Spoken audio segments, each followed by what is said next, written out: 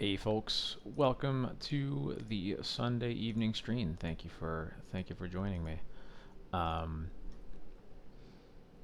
if you're curious about why I'm playing the Green Splash, I'd say check out the VOD from Thursday. I won't go over it too much here, but um, I'll go over it really quickly at least.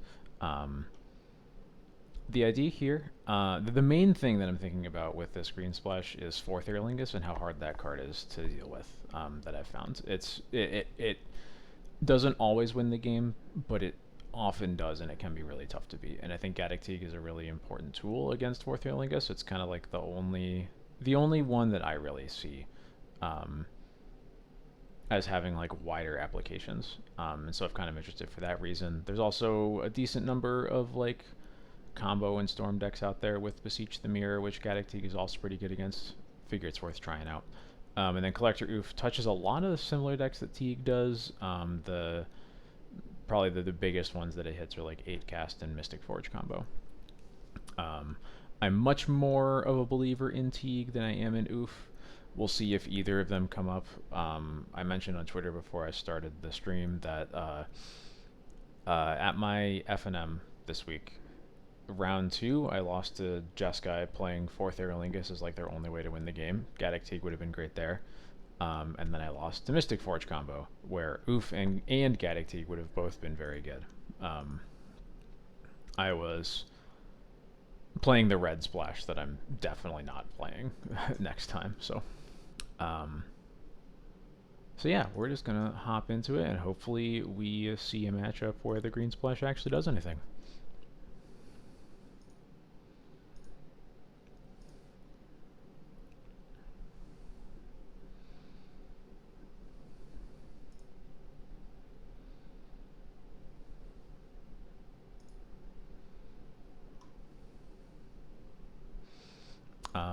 Currently feeling that if the green splash doesn't pan out, I'm probably just solidifying on just black white, no splashes on top of that. So it's currently where my head is at least.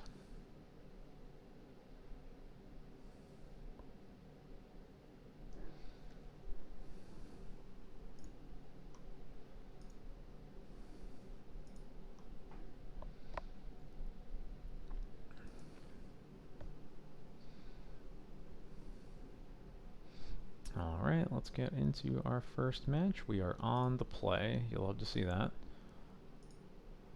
What do we got here? This hand's kind of just great. Yeah. We'll start by getting a basic planes with the Arid Mesa to cast the Mom.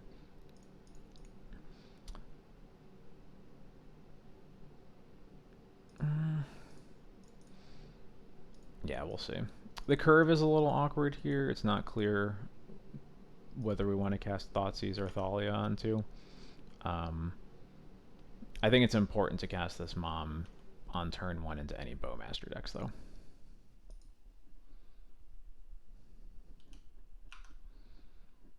Basic planes.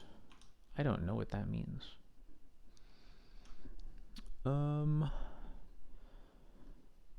But I think I don't have an obvious use for my third turn right now, so I'm just going to play Thalia.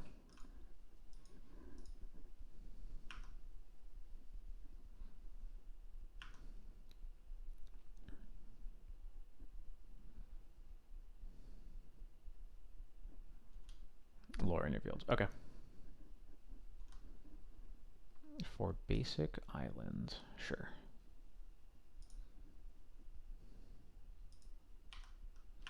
Looking like maybe it could be Jeskai control.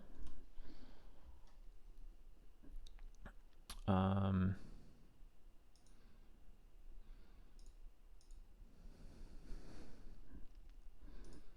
going to start by attacking with Thalia.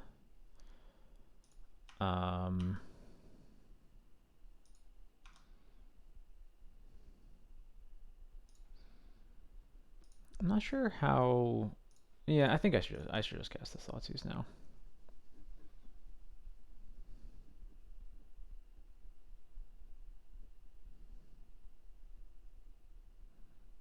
force of negation, pitch, force of negation. Sure, I'll take it.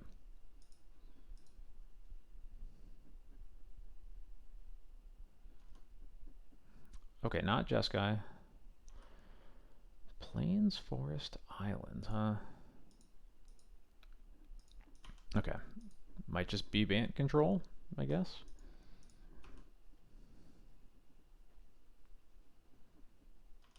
That's a really bad Mystic Sanctuary. That's really funny.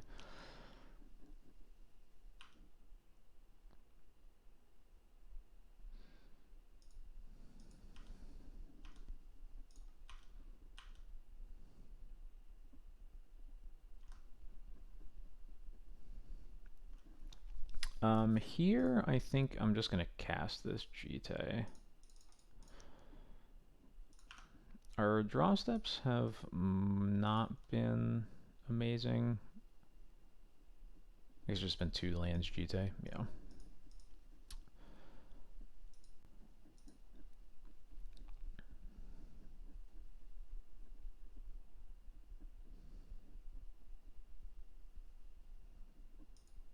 Sure.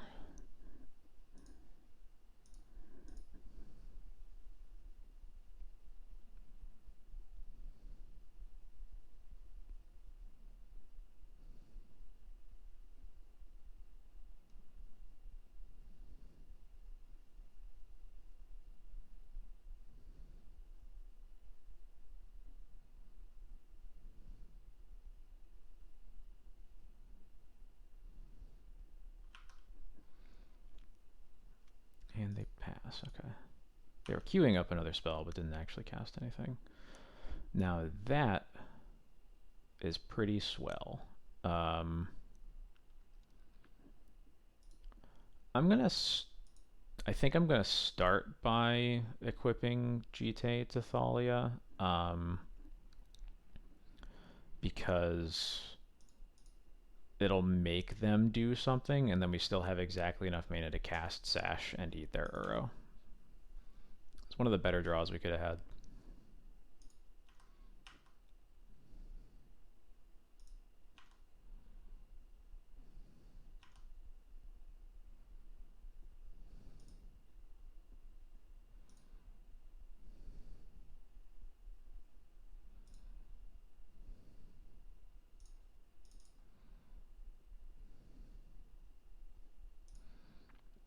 Beautiful. Get out of here.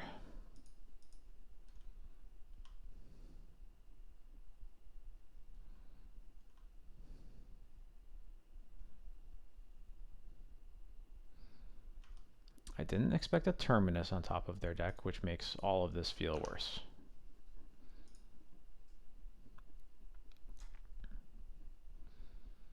Probably a Beanstalk deck then, if I had to guess. Sure.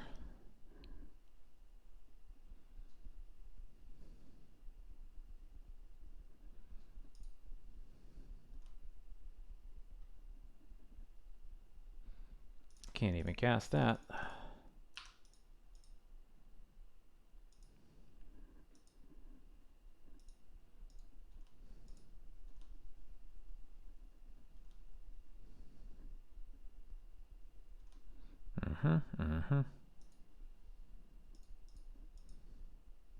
Yep, there's Beanstalk. Well, Lauren will happily kill a Beanstalk.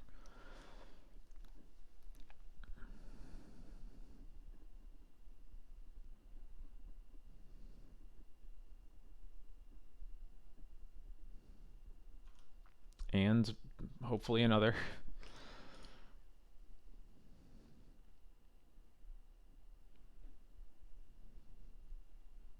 It's prismatic ending on the Jite, it looks like.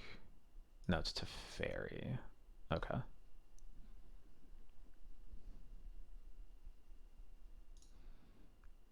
I will gain 4.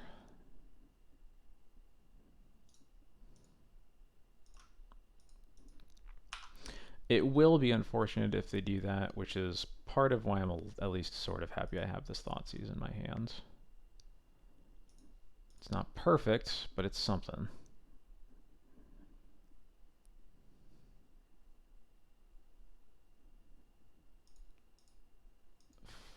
the wrong kind of force. So hopefully this works. Cool.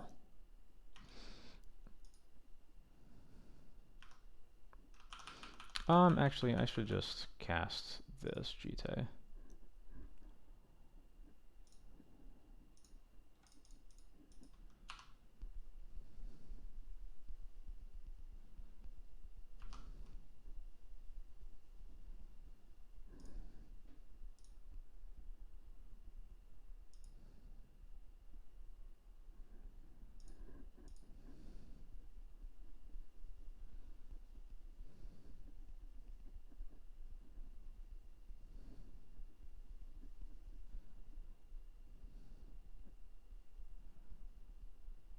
Now that's a bummer. That's one of my favorite things to Lauren. But now we can't do that.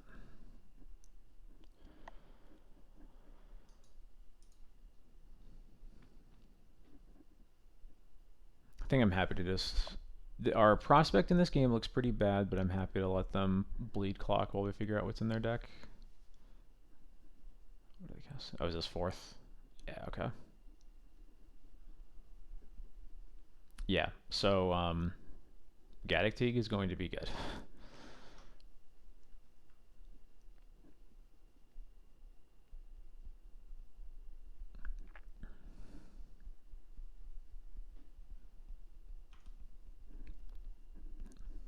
Yeah, geez. Our draw steps were really bad that game. Okay. Gaddock Teeg is great. Happy with Council's Judgment. I like Rest in Peace. Oof is like only good against the ring, which is definitely not enough. I think we just cut 3 Thalias. Could bring in a Surgical maybe for the 4th Thalia. There we go. Could maybe bring in another Surgical over like the Jite. Could see this. No, Trilith. I don't think I will. But thank you. This mostly looks reasonable to me. Surgical is mostly for Uro. Also can be important if we like Thoughtseize a 4th Aer Lingus. If we just take it out of their deck, they have a harder time winning the game. But that's a high roll. It's not the plan for the card. So yeah, let's try this. Let's see how good Gaddock Teeg really is.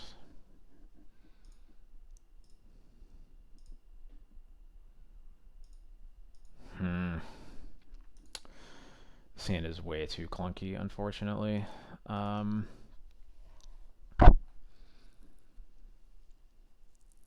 just really, I don't like this batter skull is just a blank.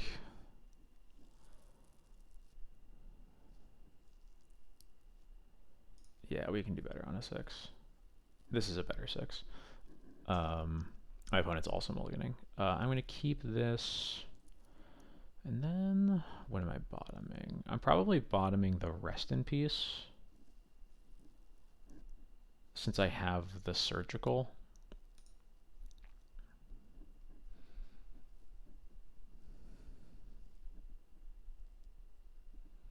And I think the Surgical is more important than the Rest in Pieces.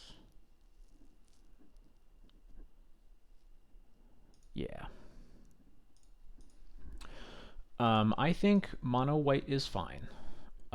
If you don't have scrublands or whatever, I think that playing mono white totally fine. I do think black is better. There are only a few matchups I think where mono white is interesting.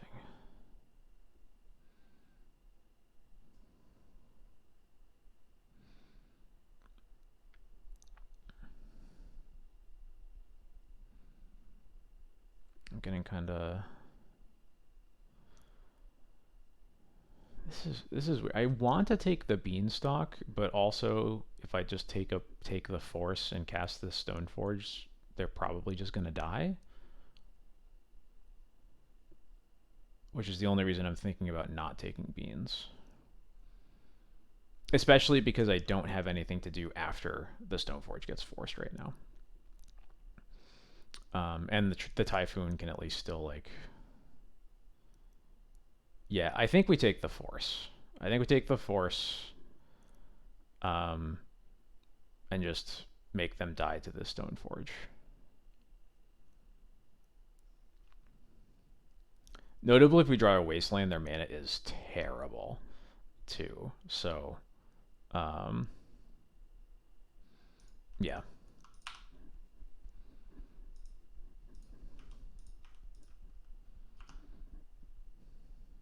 Yep, there's Misty.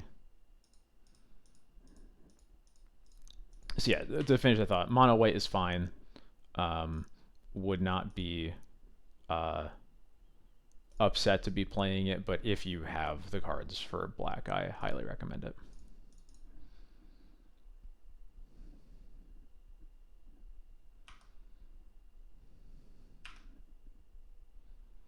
Yeah, we're just culture checking them here. Bowmasters is a good card to draw against Beanstalk and Shark Typhoon, because they're probably going to cycle the Typhoon. There's the Taiga. It's probably a Beanstalk getting cast. Yep. Okay.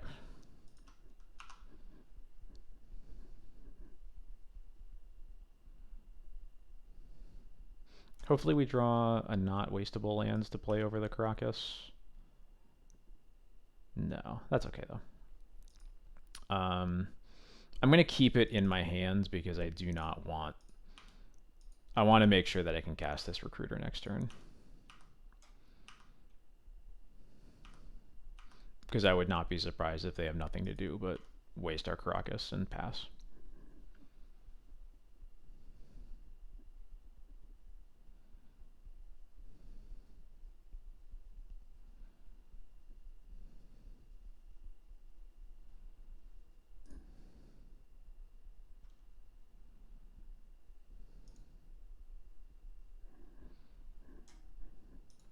Brainstorm, okay.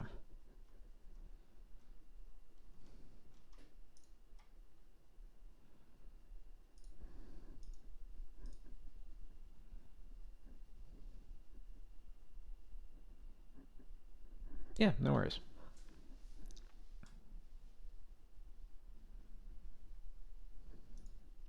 Welcome to Legacy. I hope you have a great time at Eternal Weekend. I will also be there, and I can't wait. Swords on the Cauldron. Unfortunate. Okay.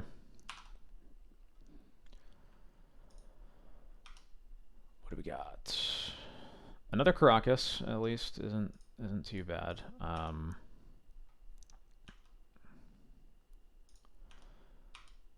So they've already cast one Swords to Plowshares.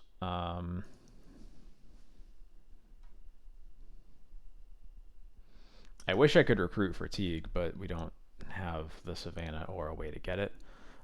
So I think I'm just going to recruit for a Wisp to reset the Cauldron.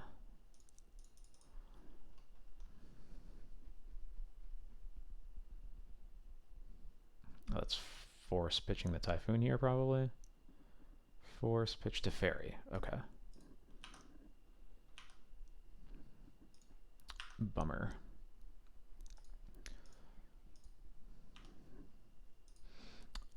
If you want more content, if you want more direction, I highly suggest checking out my Patreon too. You know, I'll shill for myself. I feel like I've got a lot of good writing out there if this deck is new to you. They did not wasteland. I guess they're probably just cycling into a... It's a 2/2? Yeah. Which notably we can trade... we can kill it with the Bowmaster if that's what they're doing.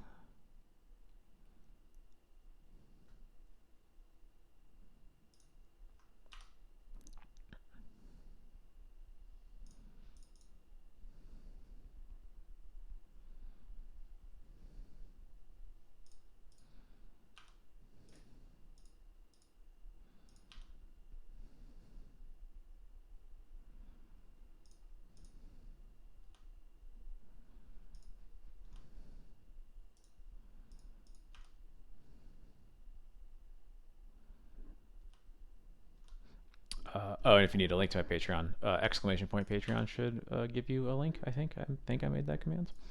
I'm gonna have some more content upcoming in the time leading up to Eternal Weekend. So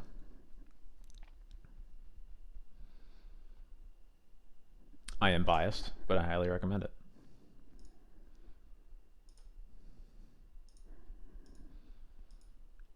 Is this a fourth? It is a fourth.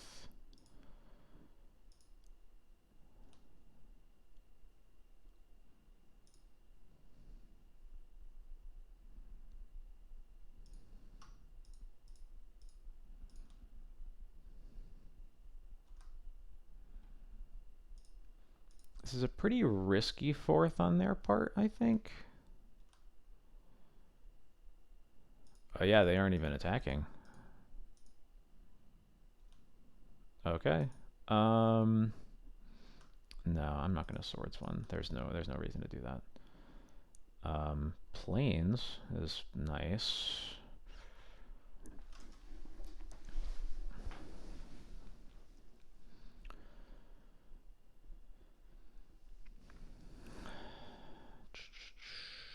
I think I am just going to put Yorion into my hand. I'm going to hold up the planes, and then I'm going to surgical fourth in their draw step.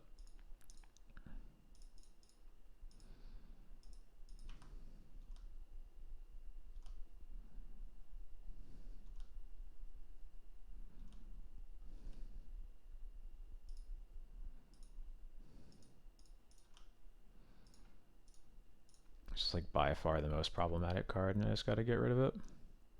Once it's gone, then yeah, they usually only have 2 copies, which is why it like feels bad. But I think we're probably just supposed to do it.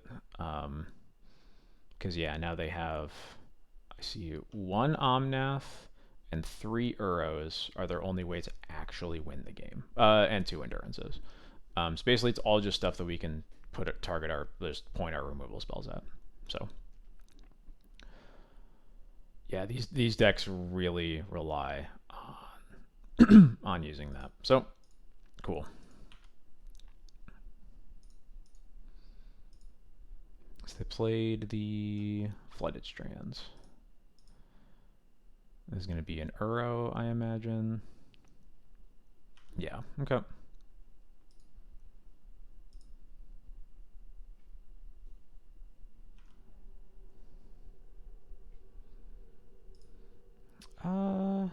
I'm just going to target them. I don't think they're going to give me the opportunity to kill one of their tokens.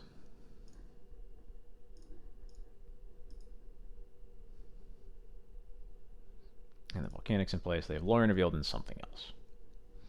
Lorien revealed as a spell is looking pretty bad here until they can get rid of the Bowmaster.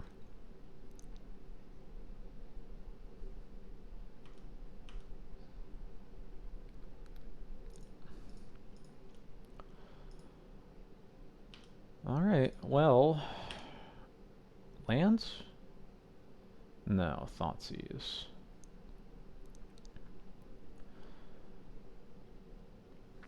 I don't want to Lotus Petal my Karakas here, as for all the upside that there is. I don't want them to get to waste my Karakas, leave me on 3 lands, and then be bringing this Uro back. So I'm tempted to just Thoughtseize.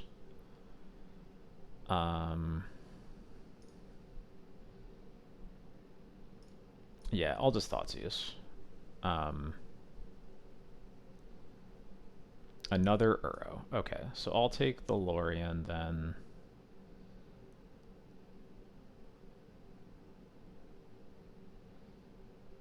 Yeah, I should have screenshotted their deck actually. I should have checked to see if they had multiple wastelands and or a loam. But taking the Lorien here is good because it will make sure that they can't like if they find a removal spell for Orcish Bowmaster, they can't just like immediately refill like crazy. And I think that's important. Given where we're at, I'm happy to attack with this. if they double block, I think that's fine. I'm almost tempted to use the Swords to Plowshares on one of them. In fact, I think I am. Yeah. Because I have the Crocus for the Euros, so.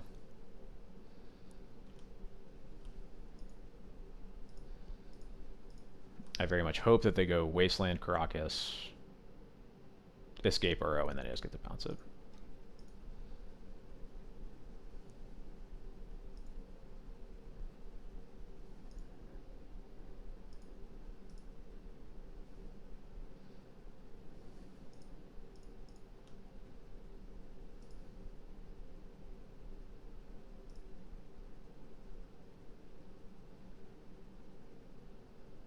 Are they doing this? Interesting. They're doing it before wasting my Caracas, which is not what you want to do.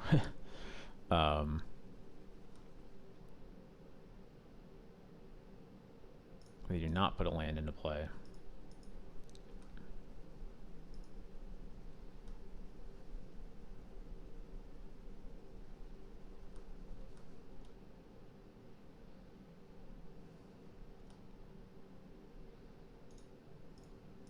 There we go. Goodbye. Sure. Yep, you wanted to do that earlier.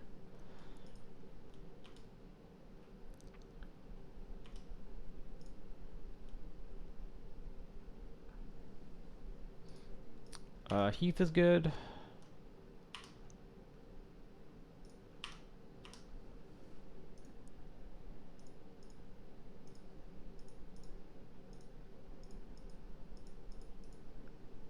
Deal.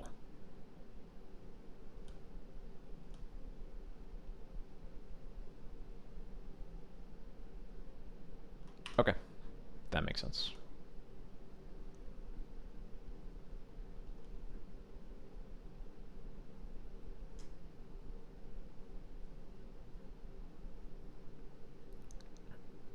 Yep. Uro. I should have kept that there. They have another Uro in their hands. I know about that.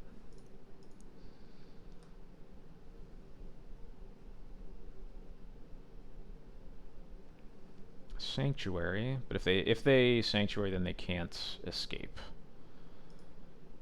So they put a Swords on top. Okay.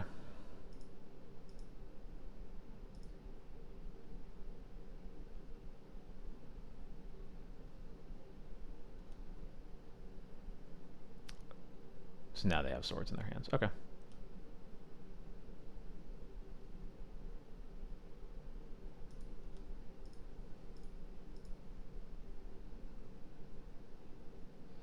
Are they swordsing? Yeah, I was gonna say, if they swords my army right now, that's very good for me.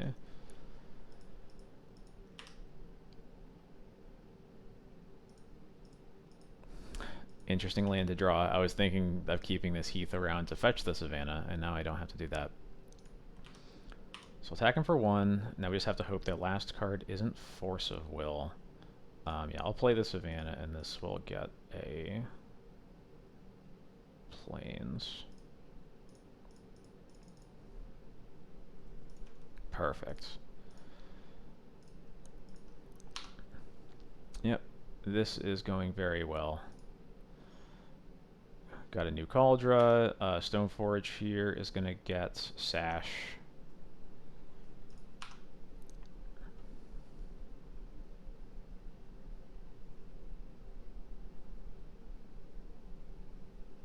Mm-hmm.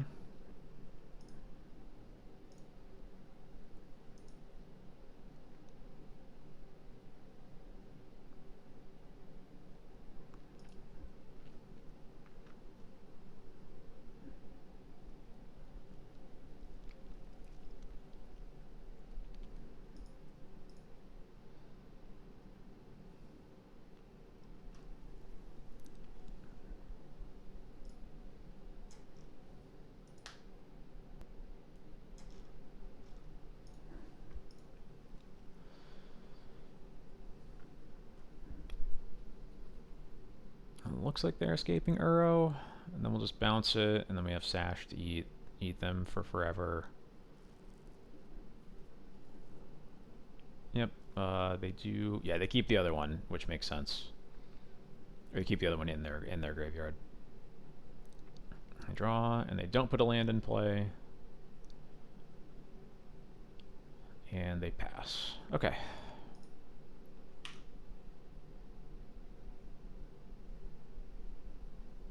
Interesting. All right, we don't want to cast. We don't want any more Stone Forges after this, notably. They've used 2 forces, right? Yeah. Okay. So, kablam.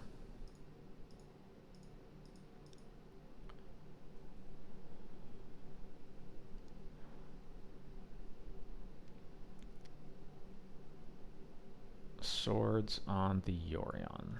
Okay. Is that all? That's 3 swords? Yeah, okay.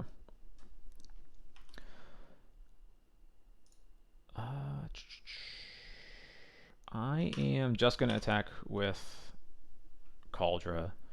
I don't want to put Sash in right away because of a potential Terminus. So I kind of want to wait for a sec. What I'm probably going to do is I'm going to put Lion Sash in end step, or if they threaten to cast an Uro. Or if they try to remove the Stoneforge. I think those are the 2 criteria. Those are the 3 criteria. 1 ring. Okay. Annoying, but okay.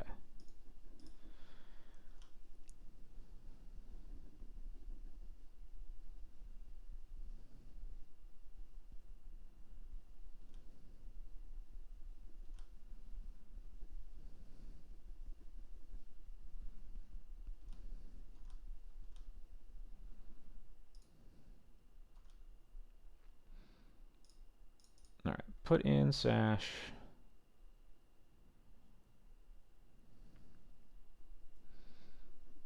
I think I'm just going to eat their whole graveyard right now.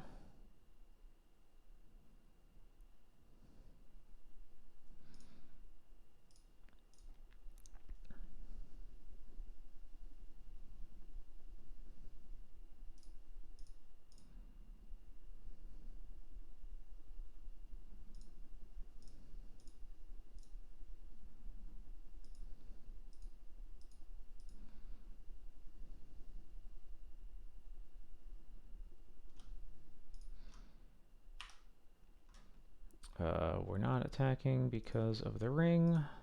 That's fine.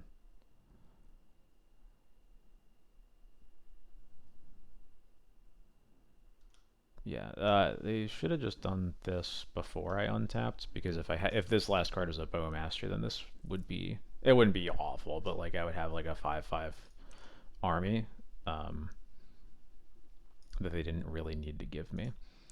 So I'm gonna put the Sash onto the Stoneforge, I guess. Just to keep it safe from removal, and then we'll pass. I don't want to commit too much into a potential Terminus after they've brainstormed. Okay, now there will not be a Terminus coming. At least not likely to be off the top. They could hard cast one now, maybe, but we'll see.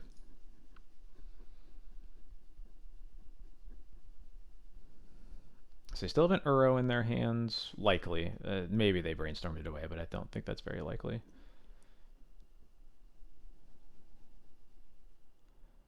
Okay, hard cast Terminus. There we go. And they draw a bunch of cards. This Terminus is exactly why I reconfigured Sash, so that it will not go away.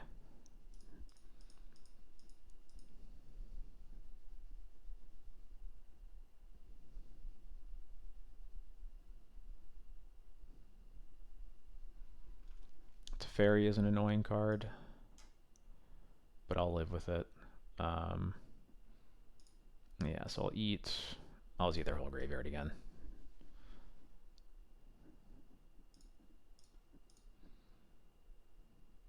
Like we're on They have like 2 Uros and 2 endurances, right? As like their only ways to win.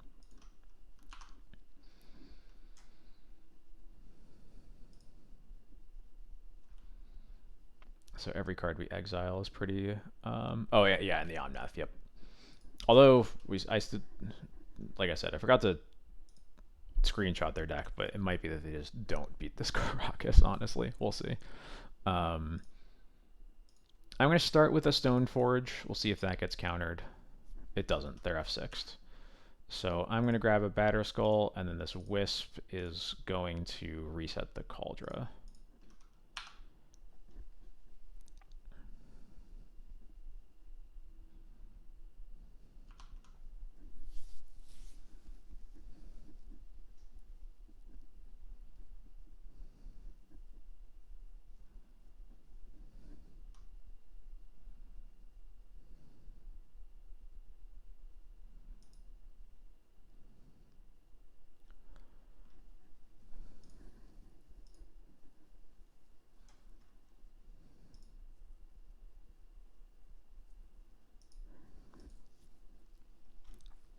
They don't shuffle off the Ponder.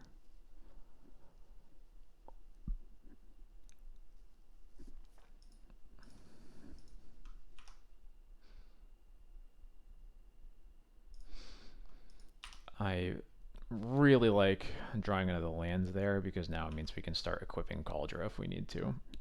But for now, I'm just... Oh, okay, okay.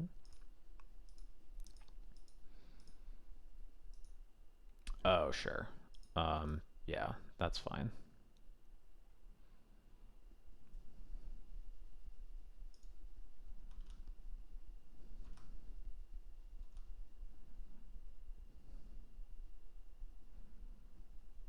Oh yeah, there are 15 cards left, and an important detail here is all of our exiling has made it so that all of those cards aren't going back into their deck, which is probably going to end up mattering. um, yeah, so I will play a Batterskull here. They have a bunch of forces they could cast here, but we're kind of running into the same problem that like they have to start using these endurances to like just to not deck, not even to kill me. Um, so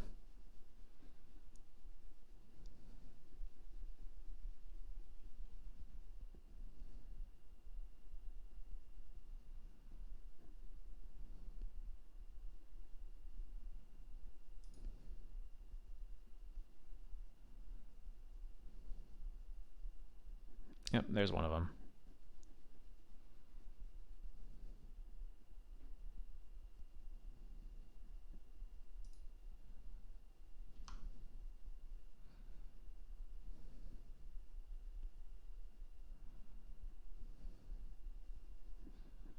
So they have 1 force left in their deck. This is an Uro, probably. Oh, there's Omnath. Okay. What was it when it gains 4 life the first time? Oh, they can just recast this. Never mind.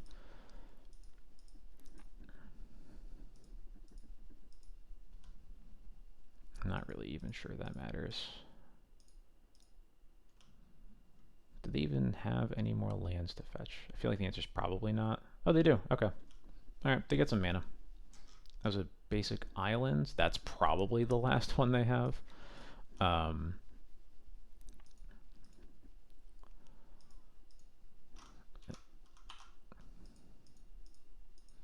Probably last fetchable lands they have, I mean.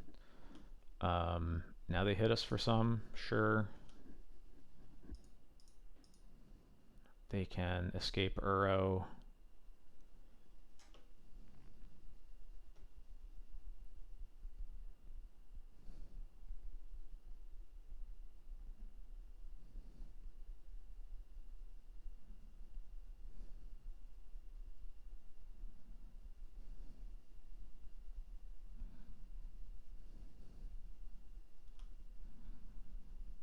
Except now they have no graveyard again. So yeah, I think they're just gonna deck themselves here.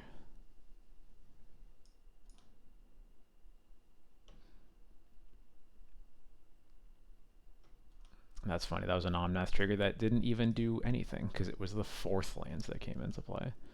Very normal things happening in this game. Okay, I will take 3.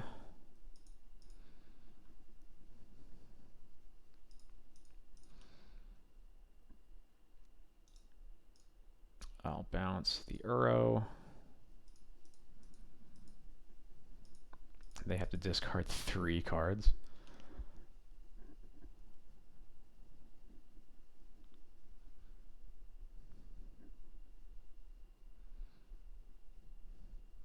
I am hoping that they discard the Uro. They don't. Okay.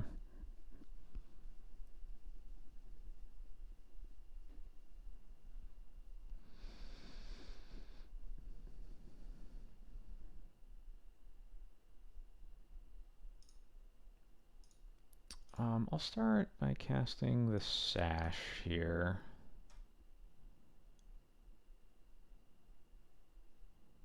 The Sash keeps the Uro, or no, it doesn't keep the Uro, but we're gonna act like it does. And then I'll cast this Council's Judgment.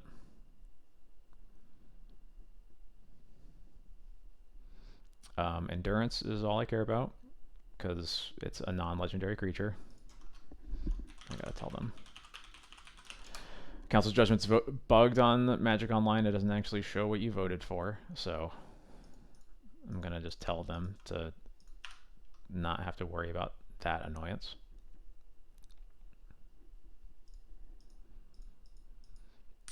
We know that they aren't playing the 3rd Aer Lingus because these got surgicaled. They played the first one for like a number that didn't matter, and then this game has gone on for forever, and I just got rid of them both.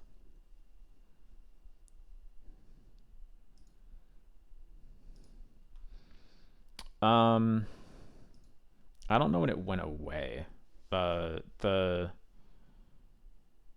to remember.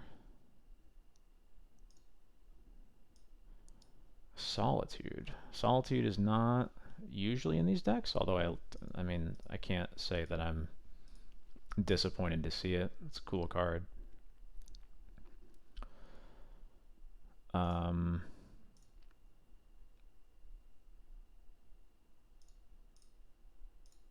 gonna fetch.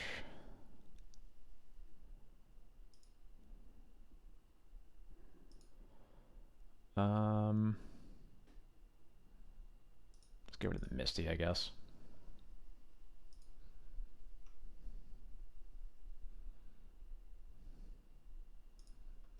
Yep, I'll go up to 20.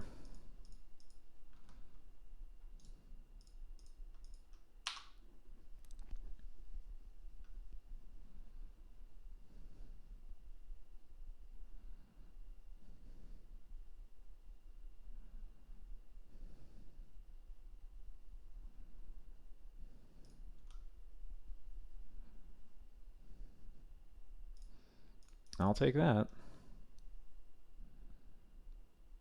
Oh, I should have kept that. I forgot that this is a Savannah and not a Scrublands. What do I even get here? I'll just get a Wisp, whatever.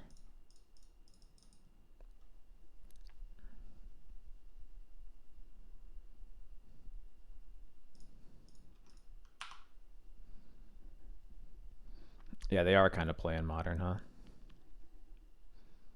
Yeah, I don't know. As far, I feel like it's been the past month-ish. It's always hasn't shown the vote, but I don't know for sure.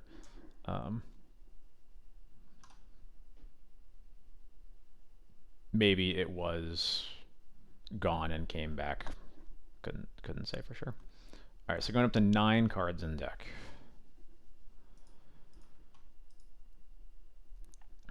And what was that? That was there was a. I should have double checked what the cards got put back were. It was definitely an Omnath, a Fetch Lands, and a Meltdown, I believe. Definitely Omnath Meltdown.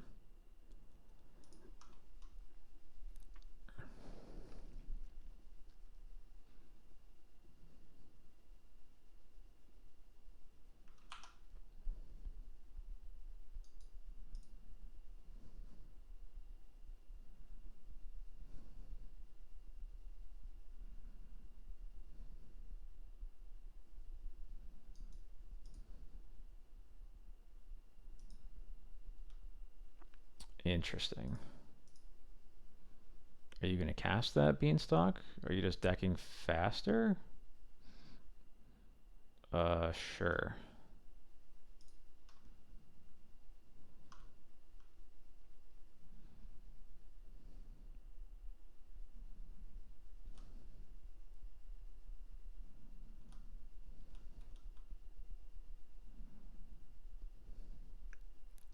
I'll take the 3.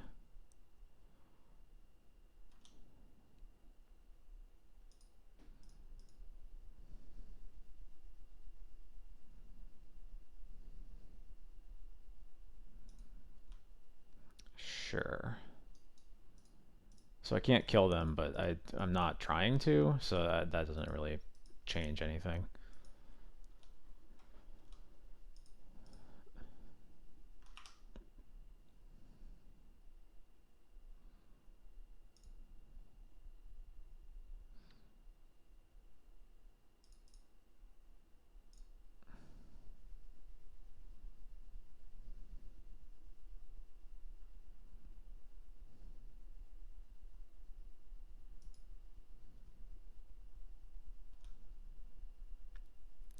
Is binding on the Cauldron probably?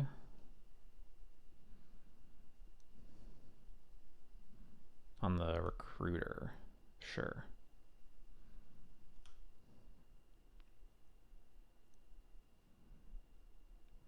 And they force pitch the Uro. And they're up to 3 cards. Okay, I see what they're trying to do. I see what you're trying to do.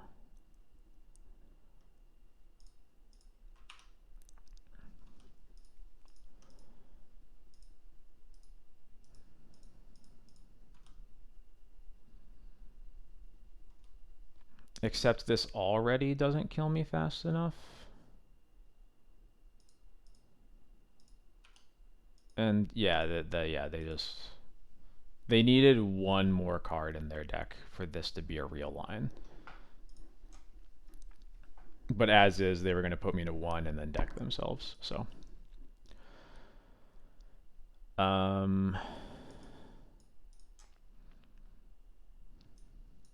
Battle isn't good. It would have been weirdly okay there. I guess knowing they have a Solitude in their deck that I somehow like totally missed when I surgicaled them. Another reason I should have grabbed a screenshot. But this is going to be like a 2.5 minute game that they lose to clock, so I'm not going to think about it too hard. Oh, they just, yeah, okay.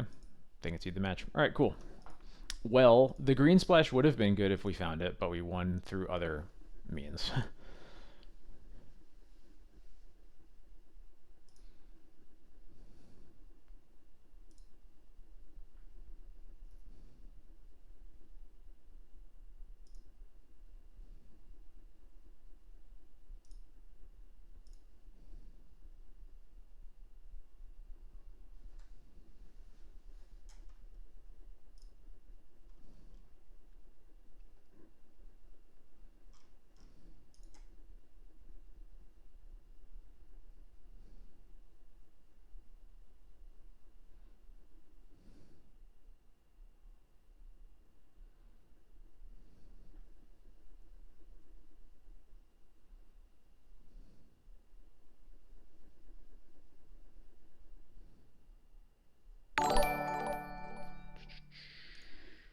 Def Jet, thanks so much for the follow.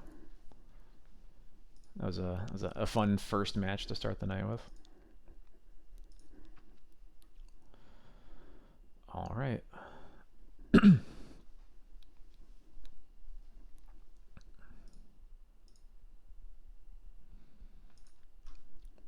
Hand is perfectly fine. Good against most things. My opponent's mulling to 6.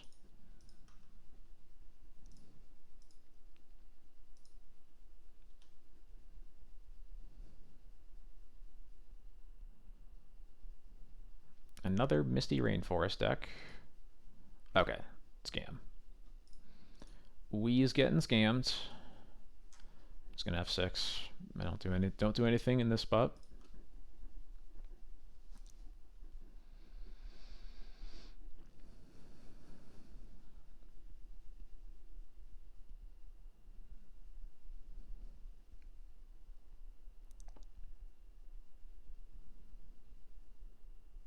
Mm-hmm. Mm-hmm.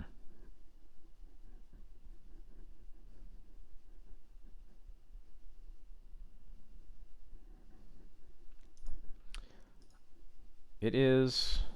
It's funny how this feels a bit like modern, getting turn one double griefed. But yeah, I don't play modern very much. I'm a big legacy fan, always have been. So um, I feel like I've been seeing a good number of people picking it up lately, which has been pretty cool. Um, I wouldn't cast this mom, except we drew a second one, so I feel better about that. The reason not to cast the first is that it just walks right into Orcish Bowmasters. Although this might be a spot where I just have to make them have it. Also, I can't play slow the whole time. So, oh, looks like a potential one lander then.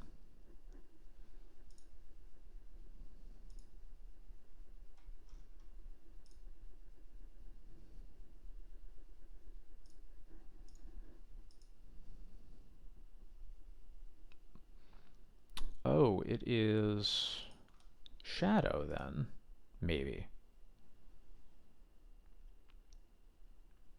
The Shadow doesn't usually play Grief, though it can. Um, I'm not going to play the second Mother of Runes here because I really want to keep it around as a white card to potentially pitch to any Solitude. So I'm just going to chill for now.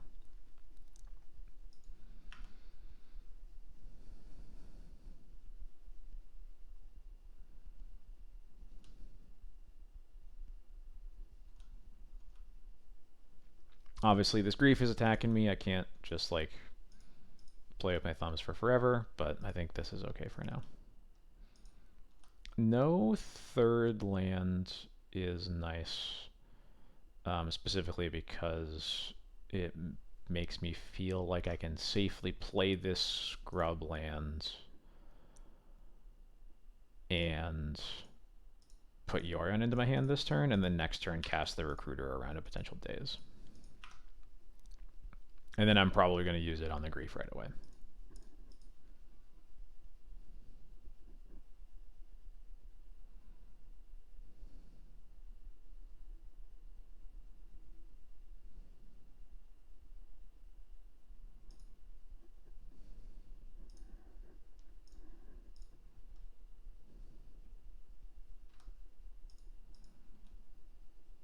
Looked like they were going to cast something and then didn't. Ponder, okay, that's fine.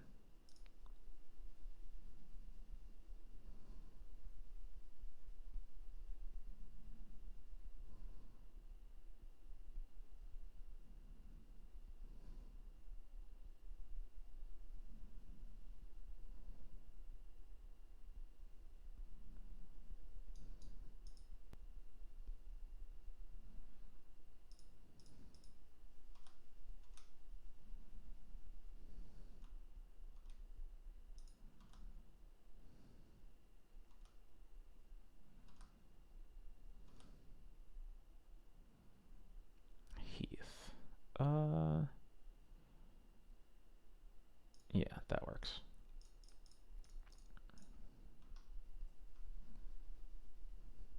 Okay, they force pitch a Brainstorm. In that case, now I'm going to cast the second Mom, and I can double block next turn.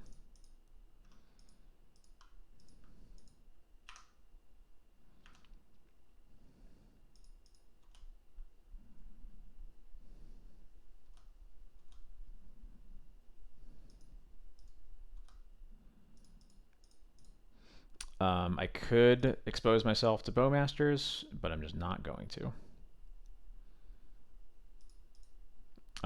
Like I could tap a Mom to save them both. I'm just not going to save one of them, but then I don't kill Grief in combat if they have a Bowmasters, and the risk there is just too high. And they've played a bit like they might have it, so this looks like a Murktide, which is going to be a problem no matter what happened after that Recruiter got forced. We really just need to draw a card that matters. That might be good enough.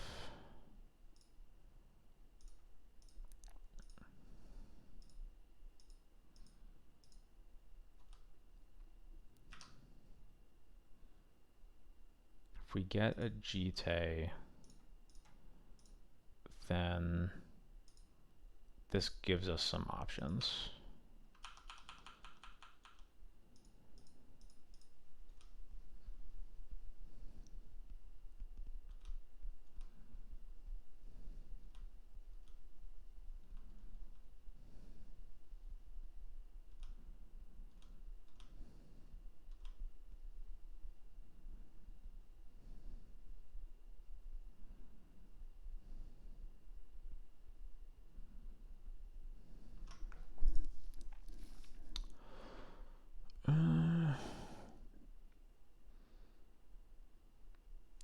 Unfortunately, we're 1 mana. If we could equip GT attack and cast Yorion, I would feel better, but we have to just cast Yorion here. I guess I'll attack them for 1. No, because that will mean I lose to Bowmasters probably.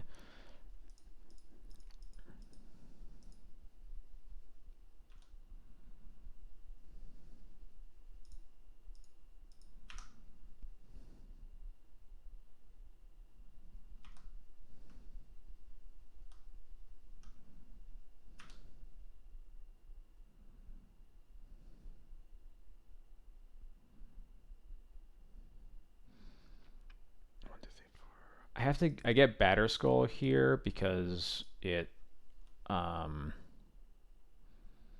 actually that's in no, Batterskull isn't right.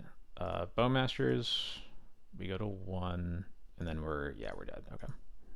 Well, annoying.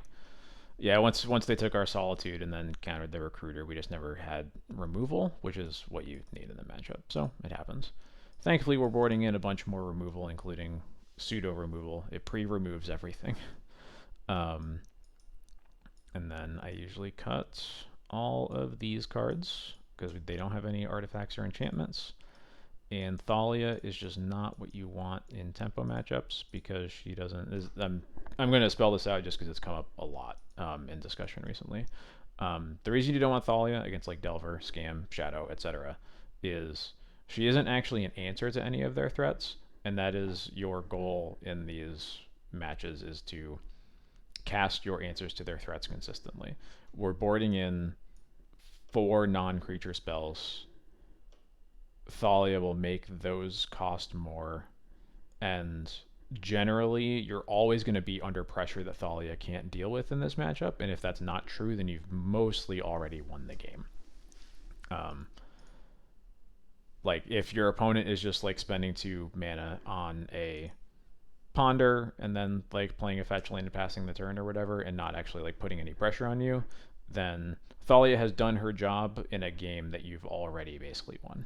So, and yeah, your mana, it's just like we are not a mana denial deck against fair blue decks anymore, just generally speaking. We're just a control deck.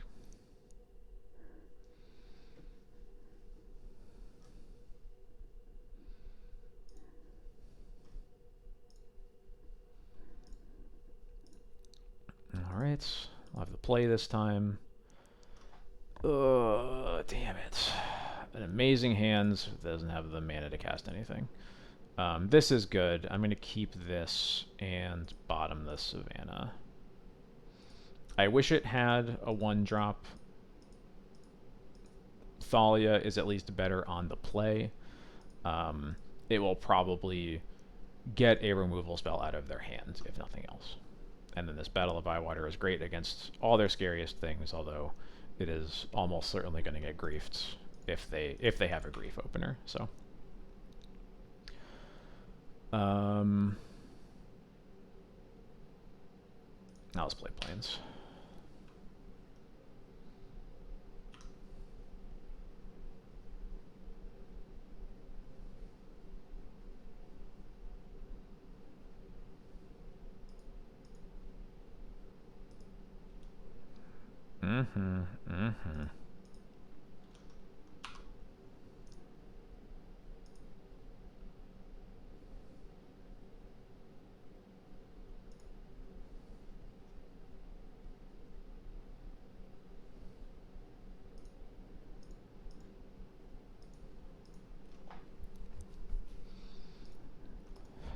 Yeah, it would be funny if they took Thalia. Looks like they are not likely to. Although I will laugh if they do. I'm guessing we're going to be left with Bowmasters. Or I'm guessing we're going to be left with Thalia. They take both Bowmasters, yep.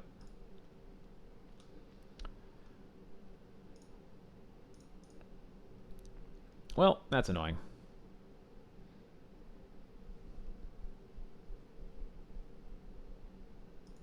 What do they... They pitched the Bowmaster, okay.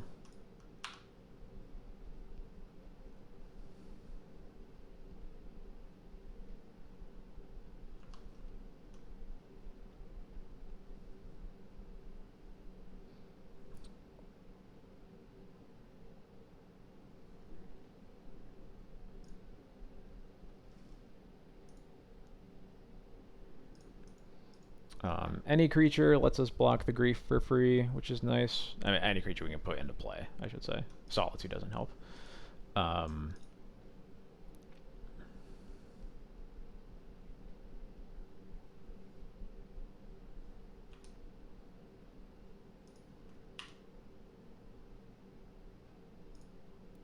That's a very good spell. They didn't shuffle off their Ponder, though, which is a little scary. We'll see what that means. Hey, Jer, how's it going?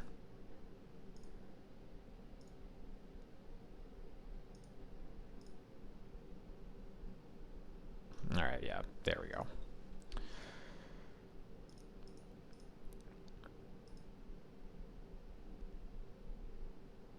Give me a Skyclave. Skyclave would be pretty cool.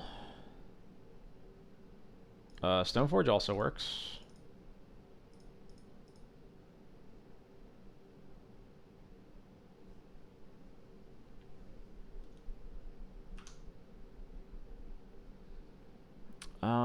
Either getting Skull or Sash here. I'm probably getting Skull.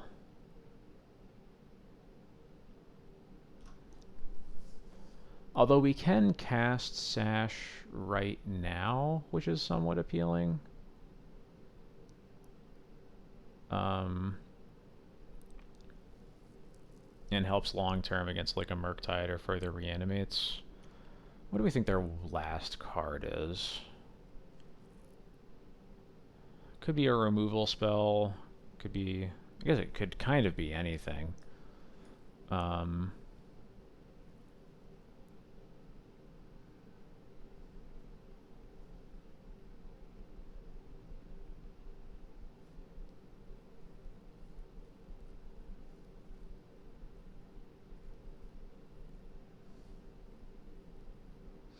I think I want the Sash because it means that I have 2 creatures for GT next turn.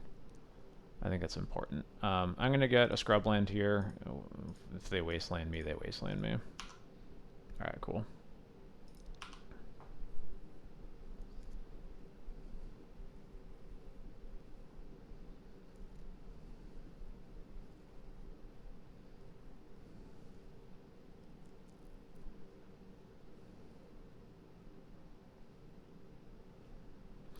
It's going to be Engineer on Cat. Yeah, it sure is. Annoying.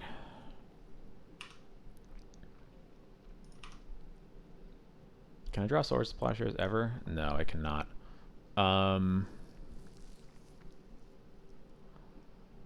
So...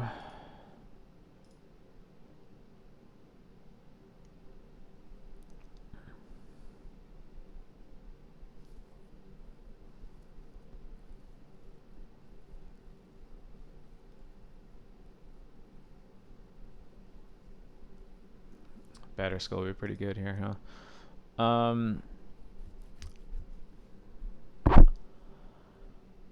I think that we just sacrifice the Stoneforge to kill the Grief, and then put Yorin into our hand, and then hopefully that stabilizes us next turn.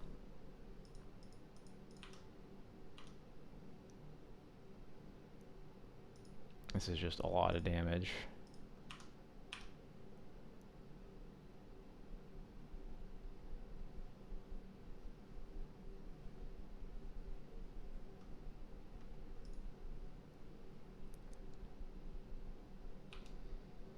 Another option would be to, yeah, I think like it's sort of tempting to finish off the engineer here, like engineer army token, but that's still only taking 3 damage off the board, which is the same as grief, and um, um,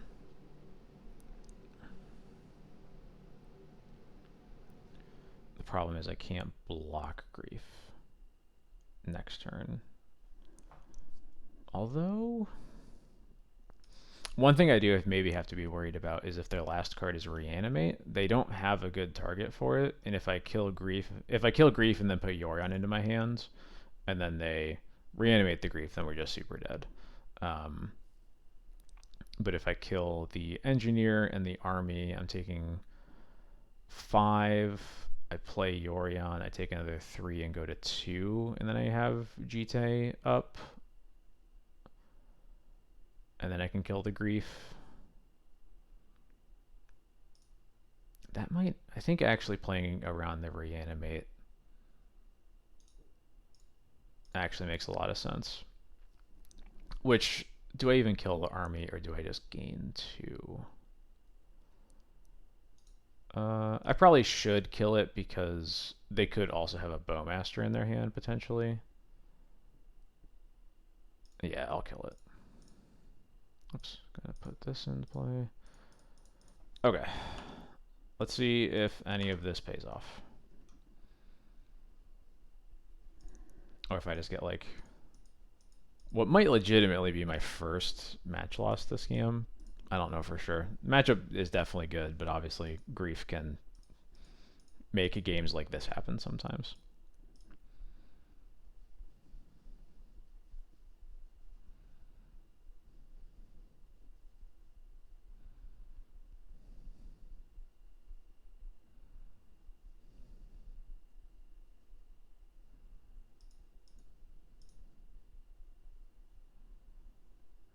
And a Murktide, yeah, okay. So we need a Solitude here. No, just another Wastelands. So then we are just dead then. No, I guess we're not literally dead, but we still have to draw exactly Solitude. Maybe Recruiter's good enough. But we'll see.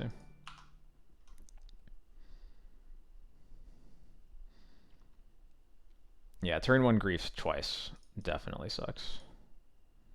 It's like the one way that I think they realistically win the games, and yeah, they have the 3rd Bowmaster. Okay, sure. They had it all.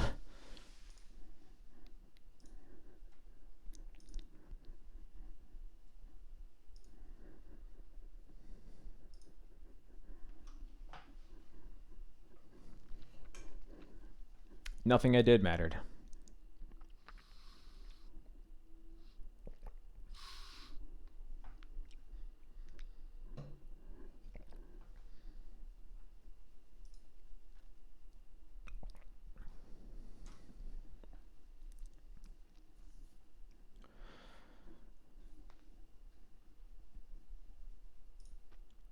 Last time I played this person, they were on Cradle, I think. I'm pretty sure they were on Cradle Control. I've got Solitudes, which are pretty good in the matchup. Bowmaster can be okay. Just at killing the mana dorks.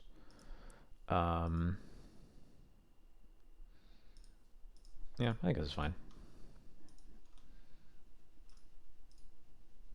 It's also fine against anything else if they are not playing that. But they are, so. Alright.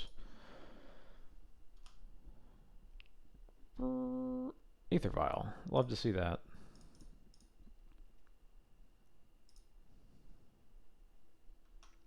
Hello? There we go.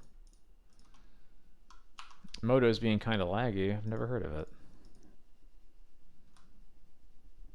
I also remember they were playing, I think this might have been a Newton development, they were playing Agatha's Soul Cauldron in their deck as well, notably. They just have Grist in their hands. What the? What do you? Who? What? Okay. That's a cool card. I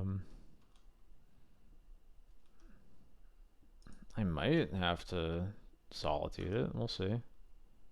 Crocus would be cool, though. Nice.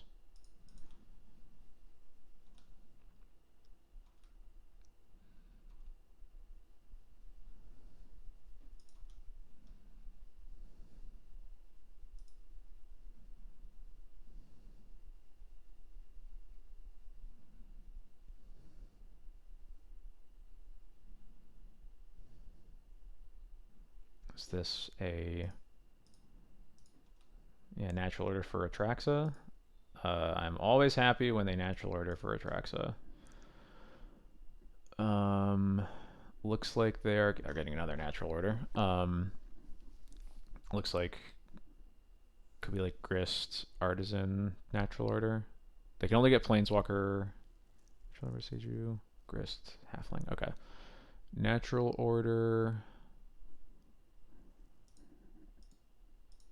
Beseiju, Grist, Halfling. There we go. Okay. That's what they kept.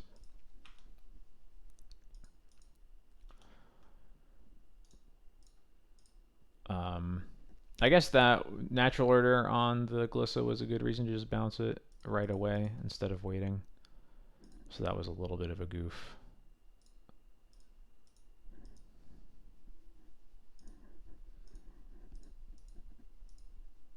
Though I'm not sure how much of it will end up mattering.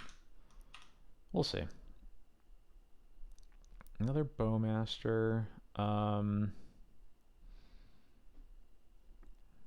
Discarded Beseiju. Interesting.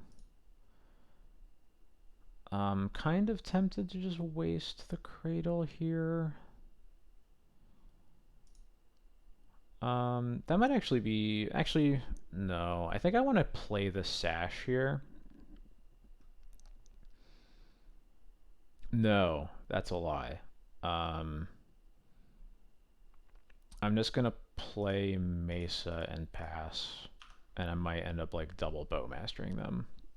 Because this looks like a relatively good turn to them for Grist. But double Bowmastering will probably make that worse. Okay, Reclaimer.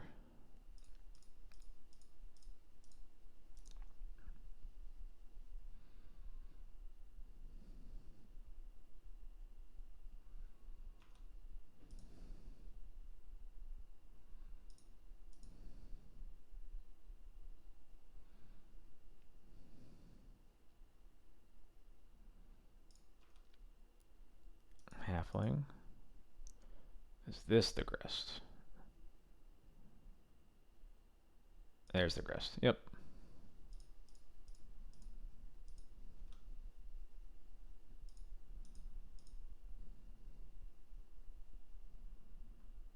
Okay, I had a feeling that was going to be a second Beseiju.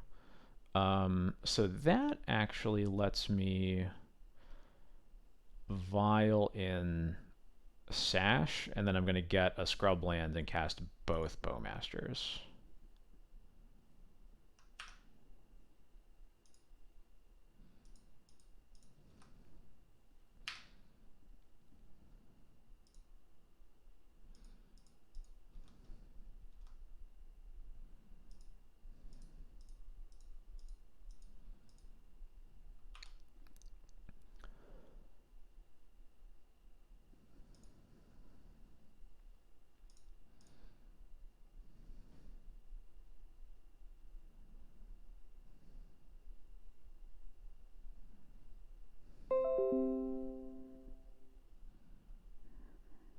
And yeah, I'll get another scrub land. And then what are the... I can't kill the Reclaimer because of the Beseiju. So I think that means I should just kill the Halfling.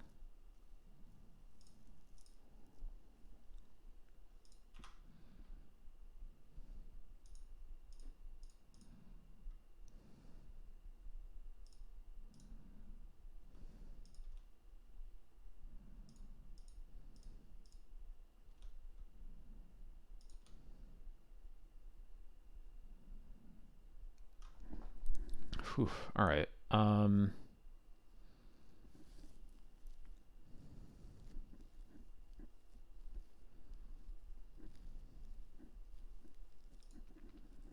So they have exactly 3 lands. Yeah, they have exactly 3 lands. So I only need 1 mana with Sash to shrink the Reclaimer. Um,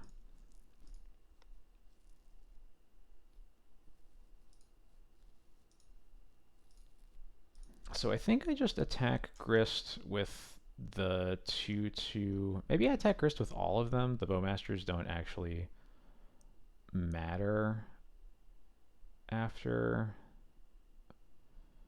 So their hand is Natural Order, Atraxa, something else.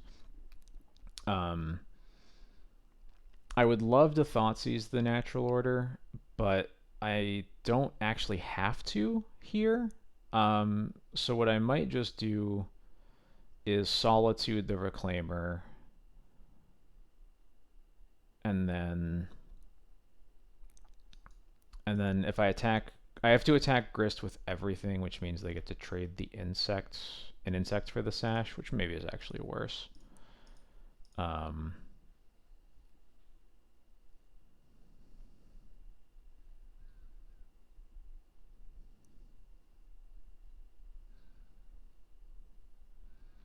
if I attack with everything at Grist as it is, and then I can shrink something with Sash, then Grists could only go down to 2 counters, but I think that's actually fine.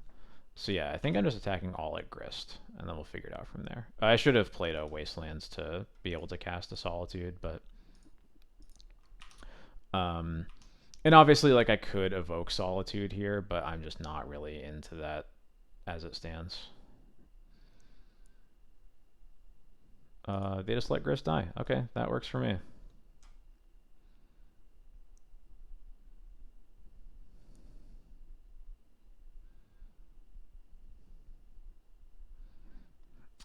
Interesting. Are they? Let's see. 1, 2, 3, 4, 5, 6, 7. They are trying to cast Atraxa, I think. Um, and I think the best way for me to keep that from happening is just to Solitude the Halfling now. Um,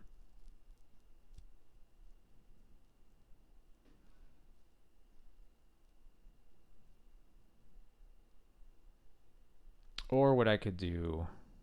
This is really interesting. Okay, yeah, I think this is what I'm going to do. I'm going to Thoughtseize them.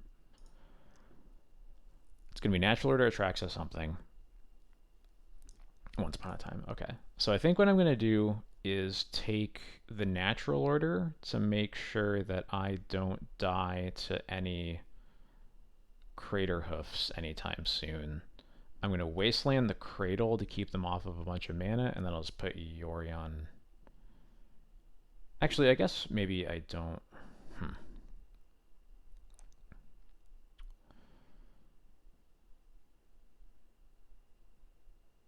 If I take the Atraxa and just let them cast Natural Order, what happens? 1, 2, 3, 4.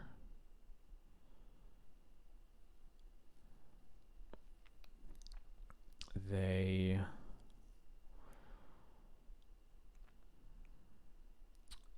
have 4 creatures. They have 2. It'll be 3 creatures, including the. It would be 3, including the Crater Hoof. Exile the Crater Hoof. I take 2, 4, 5, 6, 7, 8, and that's it. So I think actually I can just get rid of the Atraxa, so I don't have to worry about that, and like let them cast a Natural Order. I think that actually is totally fine.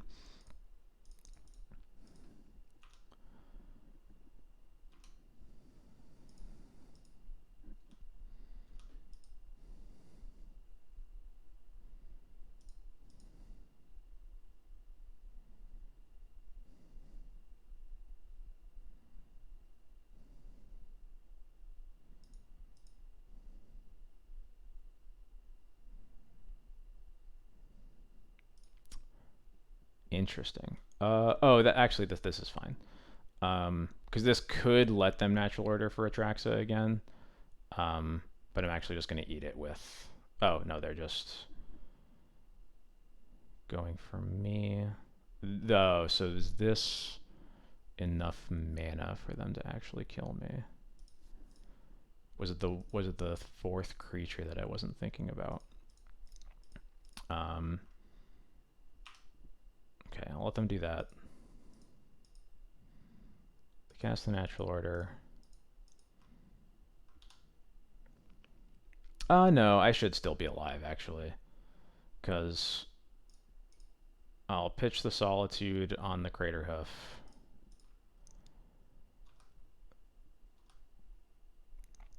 Yeah, okay, we're fine. We're fine.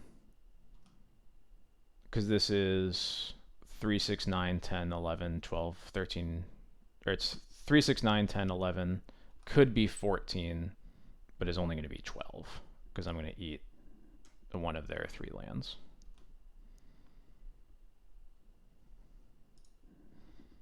I'll hit the Besagio.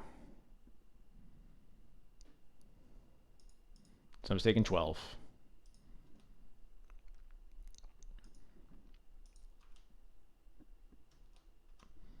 They have no more natural order payoffs. Both of the Grists are in the graveyard. No, one of the Grists is still in their deck. That's a lie. I was thinking of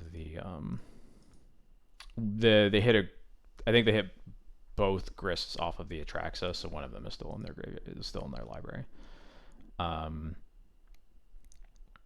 So I think here I'm happy to just attack for 2, and then I'll hold up this Solitude. And with Craterhoof and Atraxa dealt with, there's very little at this point I'm afraid of.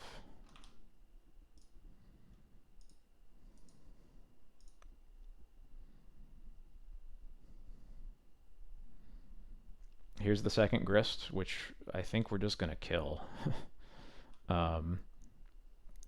I'm curious what they decide to do with this. They probably set the plus, which doesn't really do anything. And they hit a Fiend Artisan, which is one of the only other cards that does anything.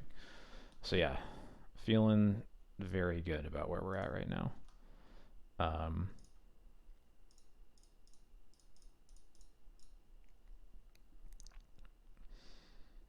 I don't think Solitude or Halfling are doing anything, or Reclaimer or Halfling are doing much now. I'm just going to pick one kind of at random.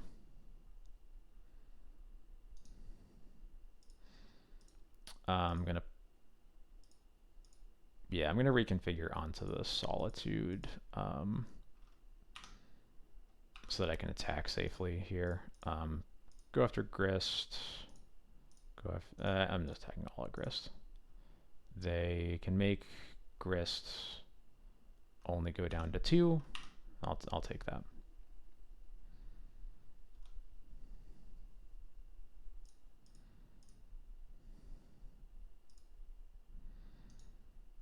And I'll actually just unattach so I have a blocker again. There we go.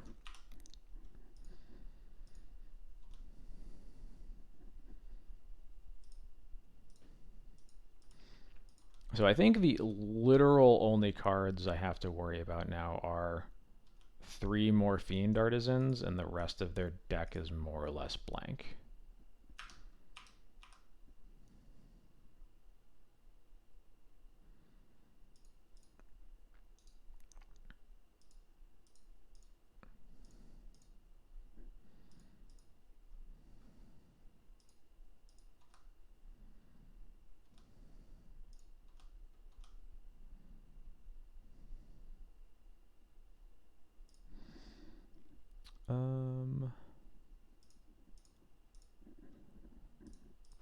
I probably should use the Wasteland to reconfigure, but yeah, we're kind of in garbage time at this point. I think I had literally dealt with like everything in their deck that mattered. So Gaddock Teeg, definitely good here. I think we're bringing in these 5 cards. Great against both Green Sun, Zenith, and Natural Order, which are, None of their cards are that great, but they get consistency in all of their cards kind of being the same. And both Teeg and Opposition Agent make that a lot less true. So always start by cutting these 5. I think this is the first time I'm thinking about cutting a 6th card. So I think that, what am I missing here? I will not bring in a Mind Break Trap, but thank you. Maybe don't need the Rest in Peace. Actually, yeah, I don't need it. I think I would rather have battles as answers to bigger creatures than Rest in Peace. So I'll just not board that in.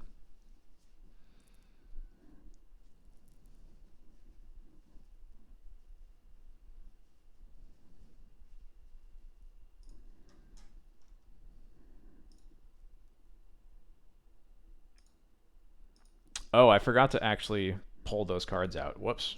All right, well, going in with 85. We'll figure it out. This hand is fine. Oopsie.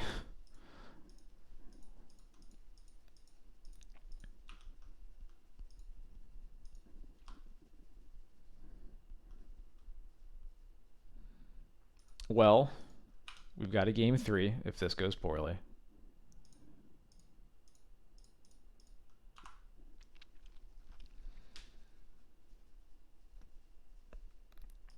At least Reclaimer is one of their slower starts. And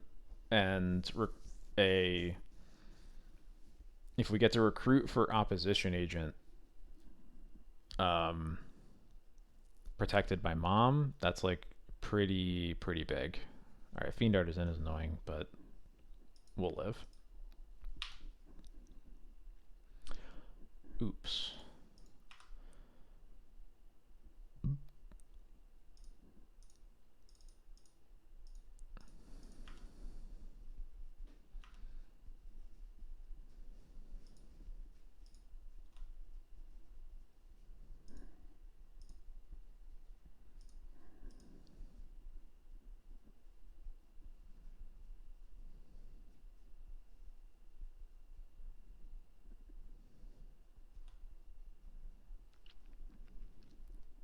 All right, they mill over another Cradle.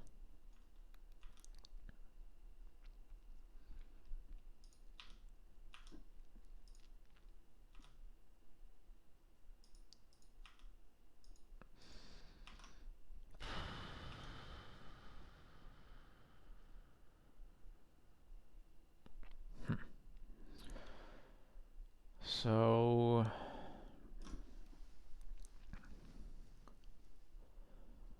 we probably have to let the Grist live here because this Fiend Artisan right now is looking very terrifying.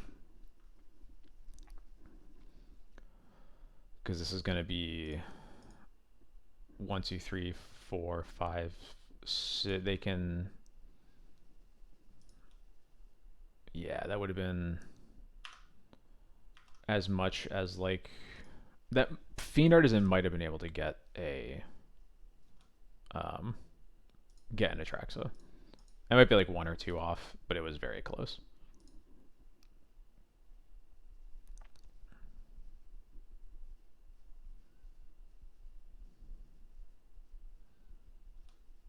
And this is why I'm glad I exile all my creatures. Although they are potentially going to make all their creatures into halflings, which is a little scary too.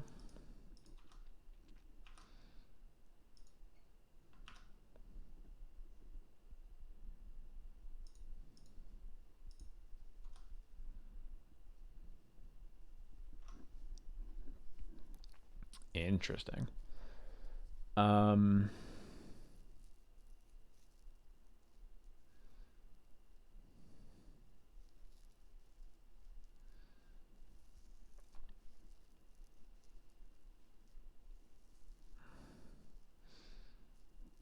This Cheetah isn't actually very good here.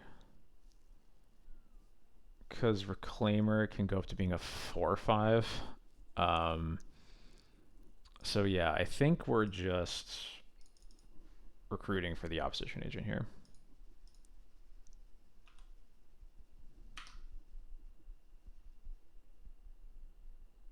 There it is.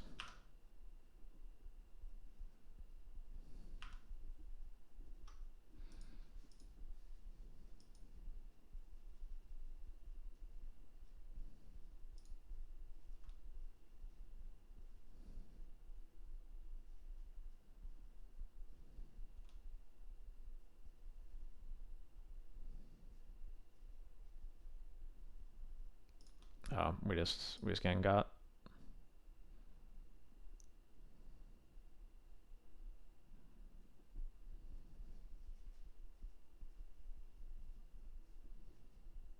Oh, yeah, I'll take it. I'm fine with that.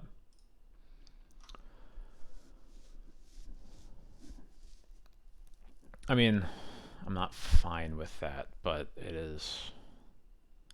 We have a lot more ways to deal with an Atraxa over the next couple turns than the Crater Hoof we just lose to right now.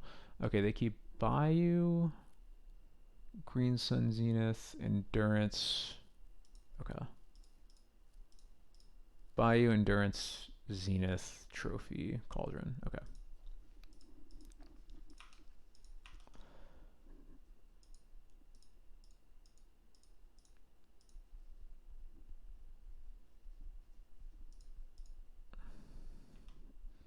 Can I just draw a Caracas now? Sword Splashers would also be fine. That is neither of those, unfortunately. Um. Hmm.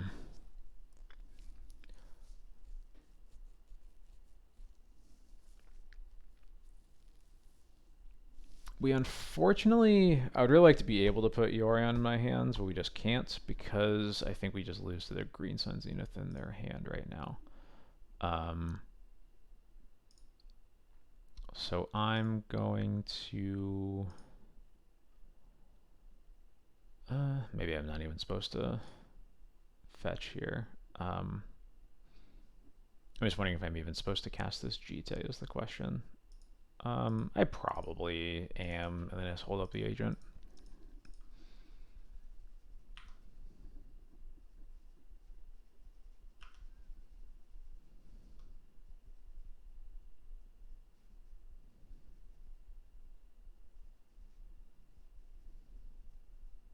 Okay, this is where things kind of fall apart.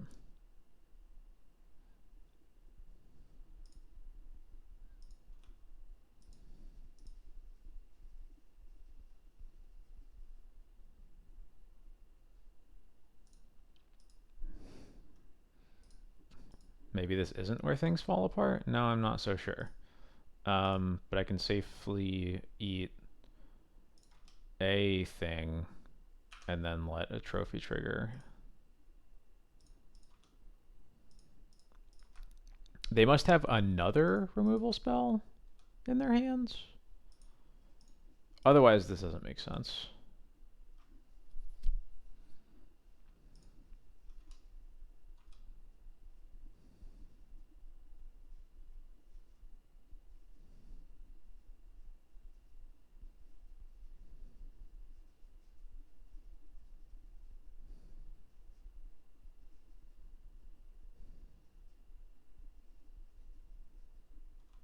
Yeah, I take a bunch.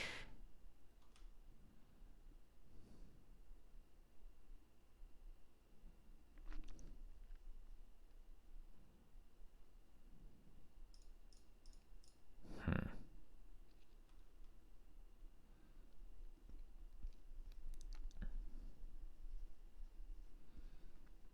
This does not quite make sense to me.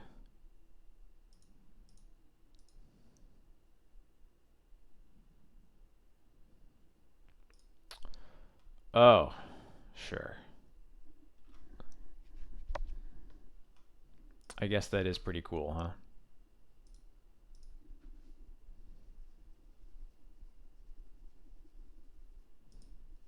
It's a lot of insects.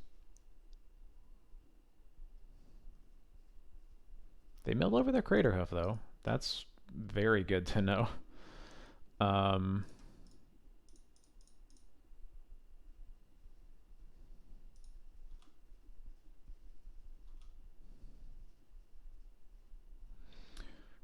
okay. We got things to do. So can bounce Atraxa. They can't recast it. Or I guess they can recast. They can recast it if they Cauldron Halfling. Um,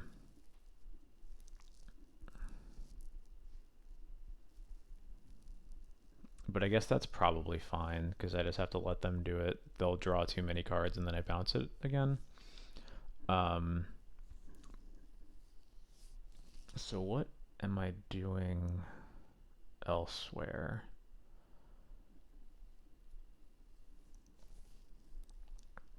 I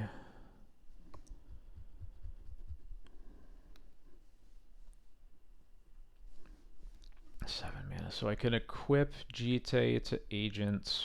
I could give Agent Pro Green to hit the Grist down to 1. Um, move the Jite over to like the Skyclave or something.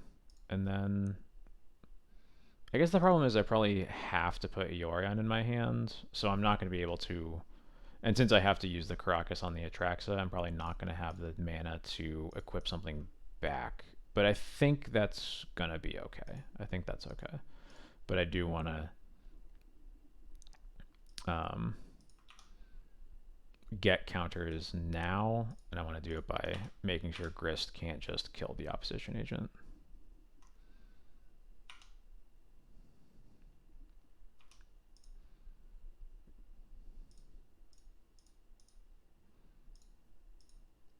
I guess I should cast this Vial.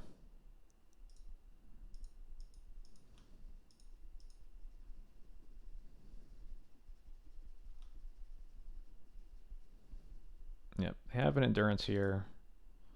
They cast it.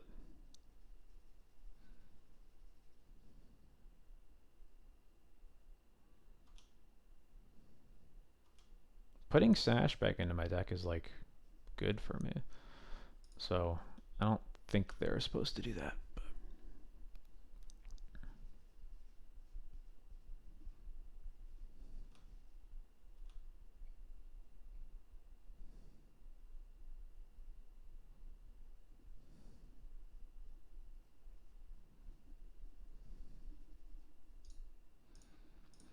All right, so block there, or bounce that. What does this look like? So if I do something like this, I'm taking 7, and I can shrink the Reclaimer by 1 so that it dies.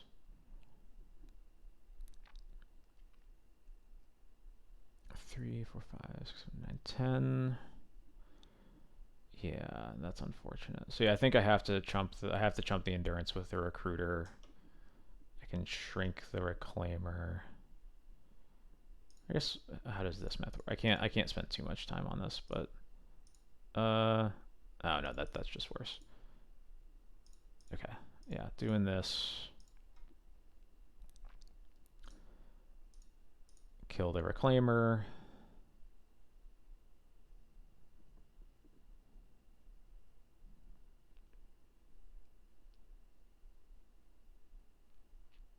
And then gain 2 life. I really don't want to lose the Recruiter, but there's no way that I can do this without losing it.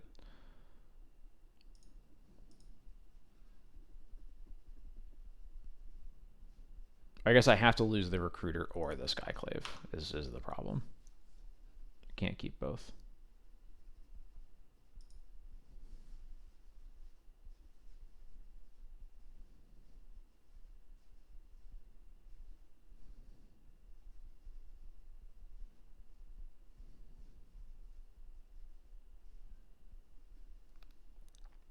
Bowmasters is a bummer, Probably killing the mom.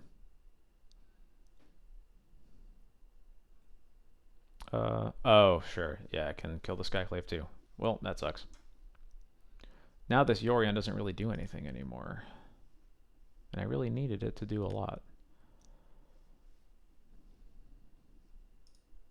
This Cauldron's going off.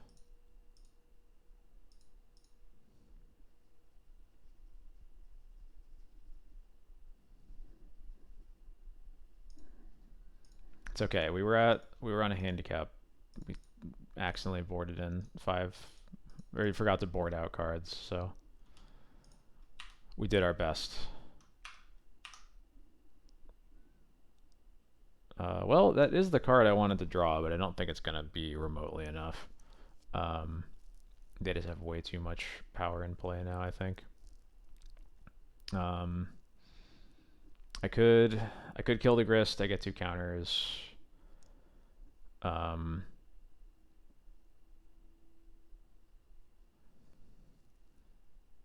guess the annoying thing is I have to like Solitude the insect with 2 loyalty counters on it. And then, yeah, then I'm not gaining remotely enough life. Yeah. All right. Let's do this right now. Goodbye and goodbye.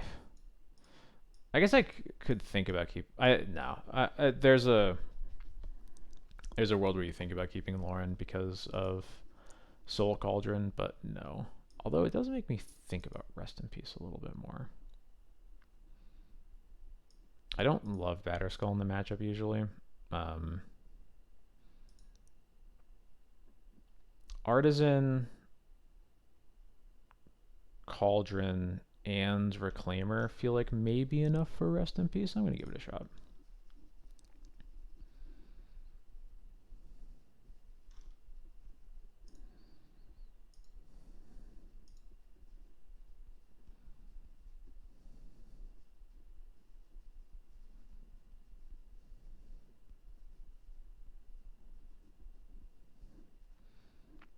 Gonna have to play this one a little bit faster. Both run out of time in the night and also run out of time in the game.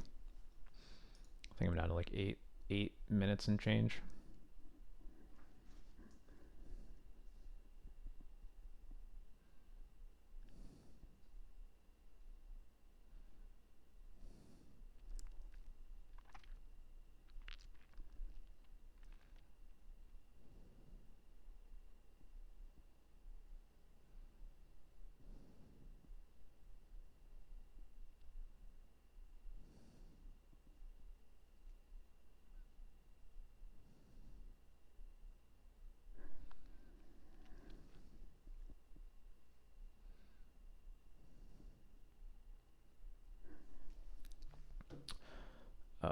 Ooh, a little under 8 minutes actually.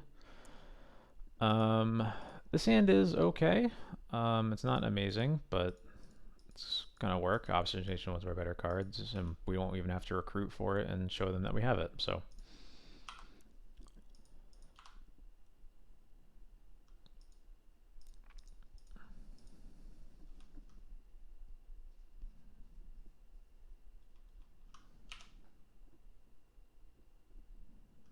I think we just have 6 here. We're not doing anything on this turn regardless.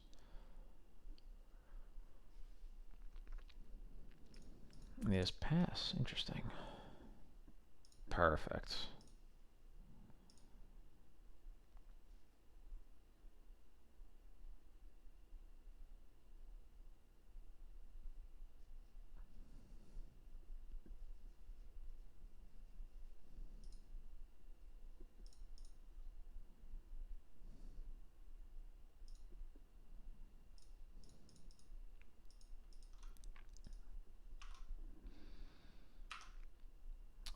What do I want to get here? GT Sash Cauldron are all good. I'm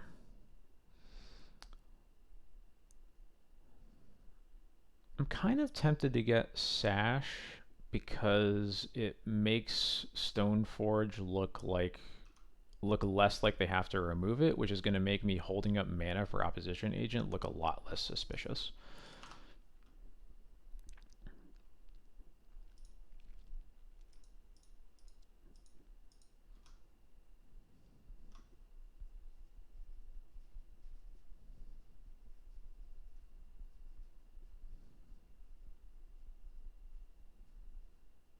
Yeah.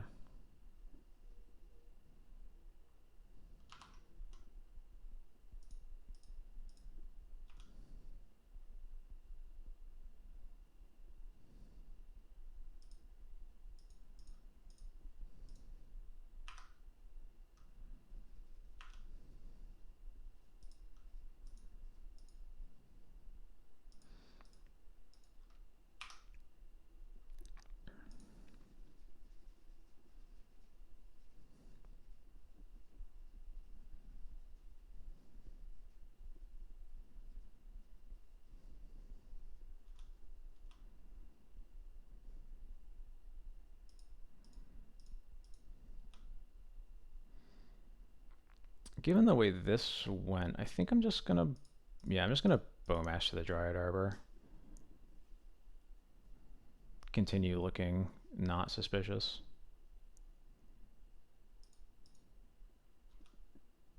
Interesting.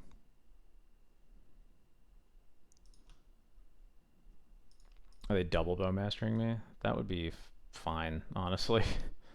I'd be fine with that.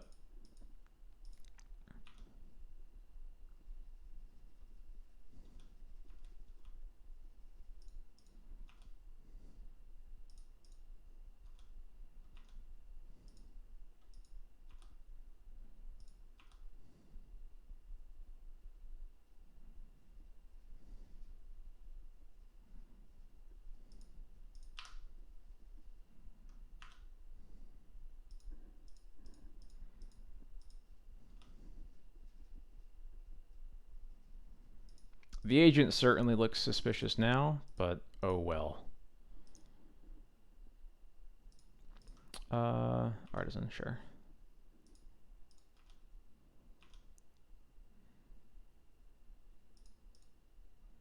So that we can kill. No, we can't kill the artisan with anything. We don't have. Never mind. Never mind.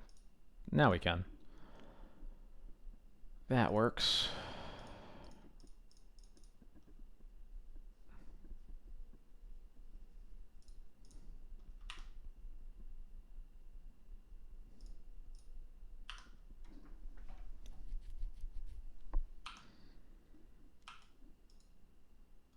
I'm probably supposed to just cast this ash here, actually, yeah.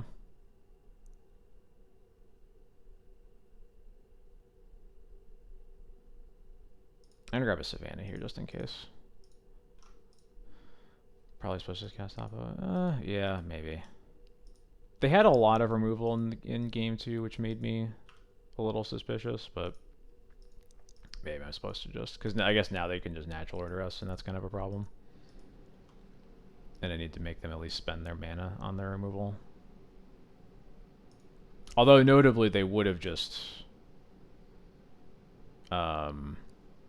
had the double Bowmasters for the opposition agent anyway, so...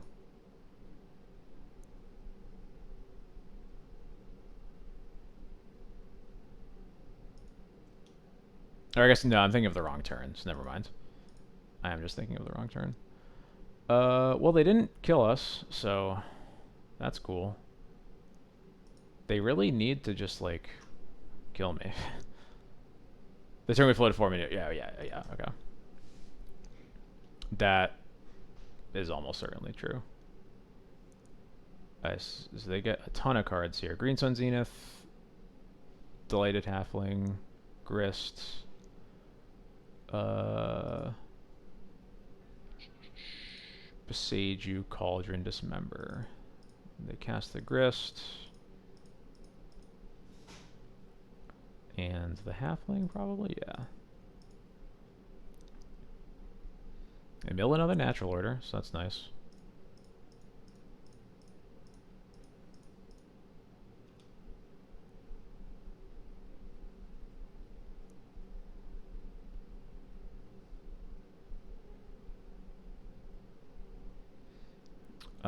So we probably just want to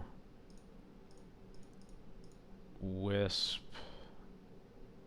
the, or I'll tap like this. It wisp Skyclave to kill the Grist.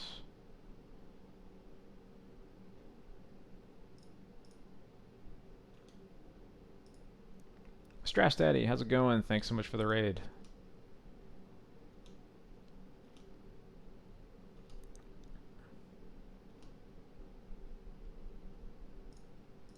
And this is going to be the turn that we cast Opposition Agent no matter what, because we are just not doing ourselves any favors, especially when we know they have Dismember. Alright, so there's Cauldron.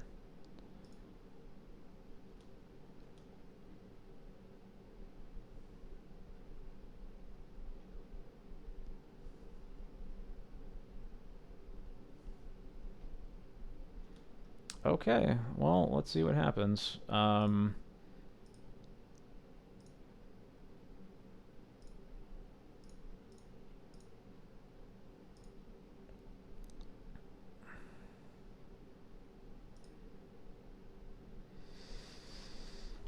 think clearing the board here is good. We're actually not going to cast Opposition Agent because they're going to try to Soul Cauldron something probably. But we're gonna... Oh, this should just be blocking that. That's way better. So taking 7, 8, 9, 10. Yeah, I'll take 10.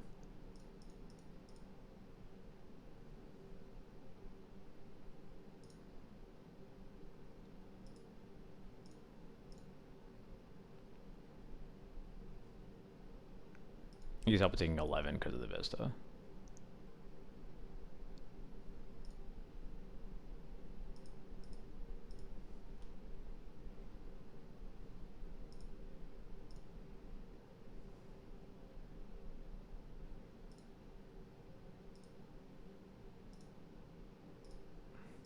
This seems somewhat likely to also get the Beseiju out of their hands. I guess it could also get the Dismember. One of the two.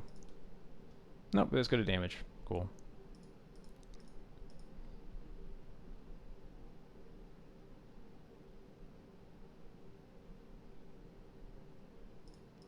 Zenith for 2. Okay.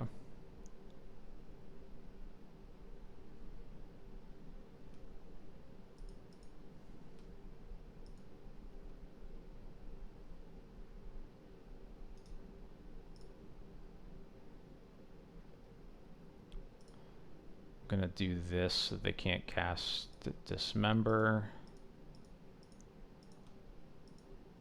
Pass.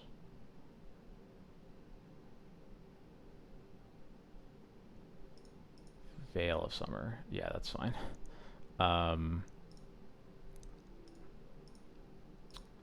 This is a pickle, but we're gonna do our best to get out of it. So yeah, I think we just have to do this. To Skyclave the Fiend Artisan, we're gonna have to chump block the Atraxa.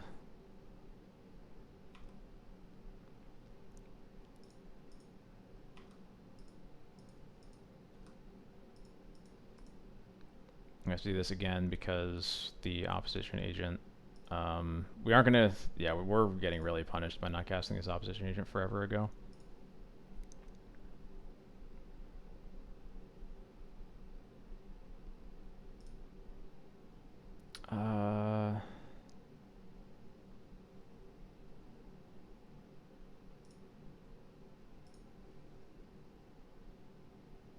See if this makes them activate. It doesn't. Okay, that's fine.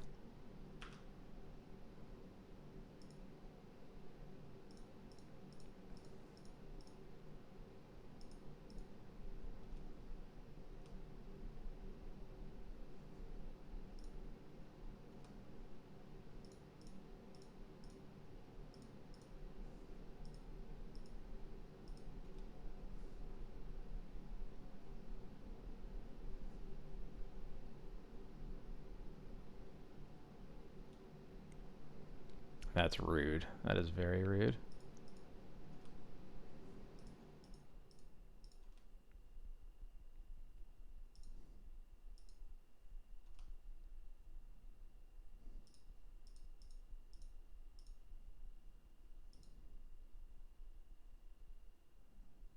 Ugh. Yeah, and they've been just playing. They haven't even given me like a target for this opposition unit once. Yeah, I think this. Oh, and they milled another grist. That's funny. Yeah, I think this game was winnable somewhere, and I definitely just played with this opposition agent really poorly. Hello? Oh.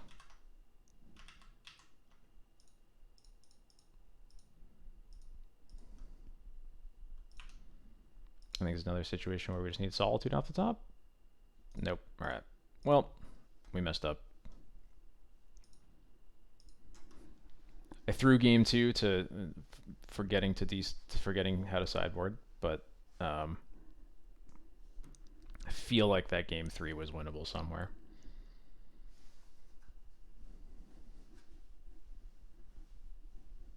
I feel like we played the first game super tight, but then it just kind of fell apart after that.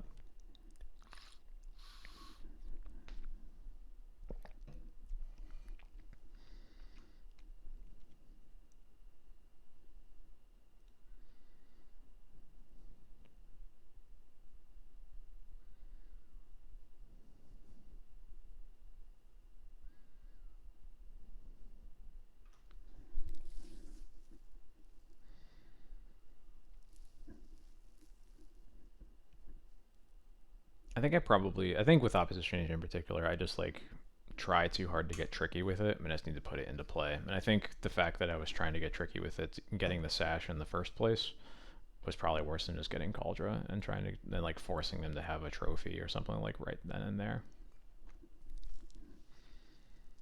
I think I lost a lot of value doing that, so.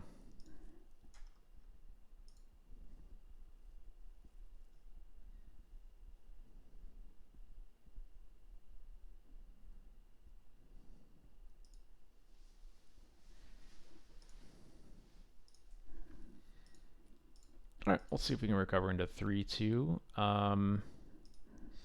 I like double Stone Forge.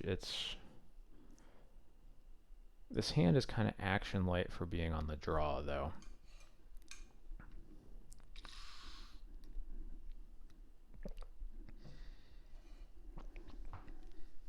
I think if I at least had a Wasteland, I would probably snap keep it. My opponent does mull to 6, though. I'll keep this off of the back of Stoneforge being great. And my opponent's mulling to 5. Okay.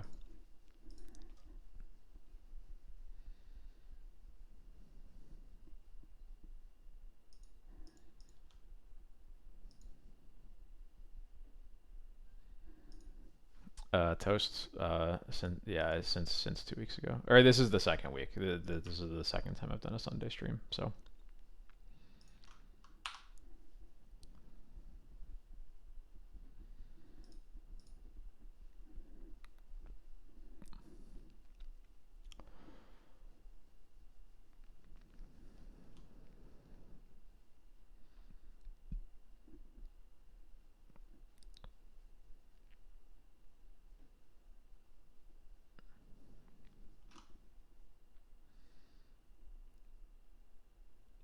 Interesting. Well, thankfully for me, I have a Plains in my hands. Would have been really annoying if I could not cast a Stoneforge, but we're okay. I would like to stop drawing lands, though.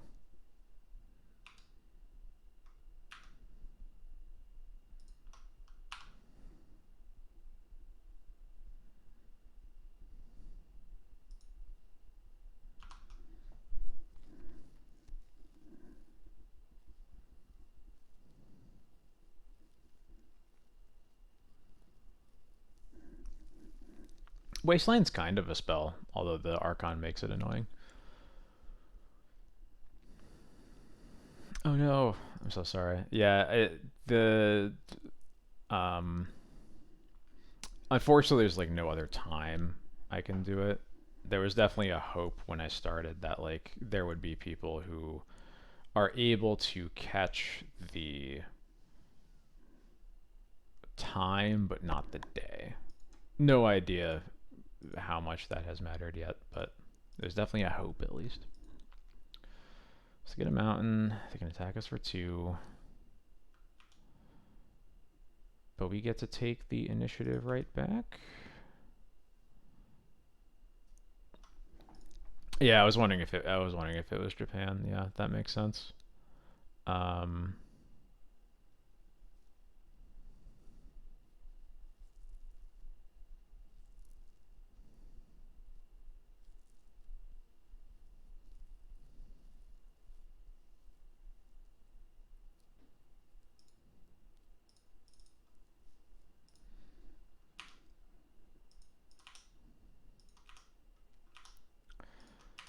well, they have a bad enough start against me that we might get there, but I really need to draw removal, and I am not yet. So,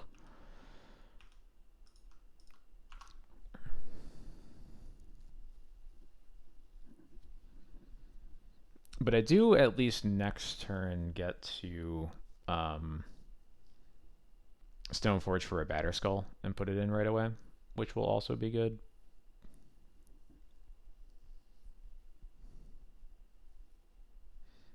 Don't worry, today's not Thursday. Today is Sunday. I stream 2 nights a week now, so.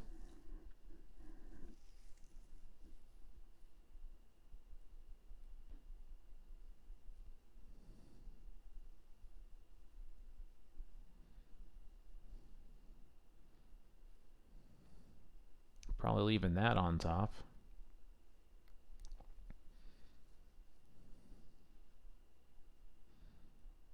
Doesn't mean that their scry won't do as much.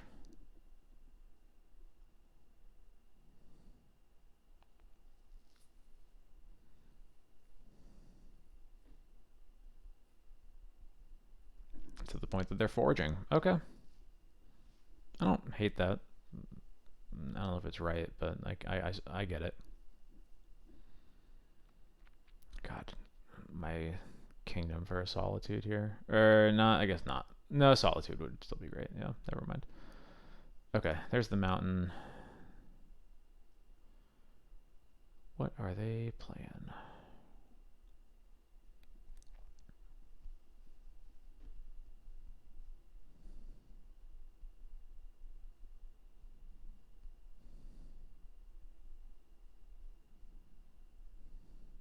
Oh, is this fourth? No, it's another Dungeoneer. Okay, gross. Ugh.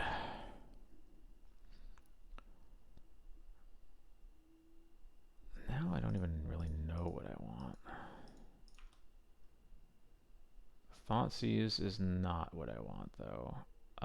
Yeah, the problem is I can't. The Dungeoneers just give each other. Dungeoneers are unblockable. I don't. I have one out.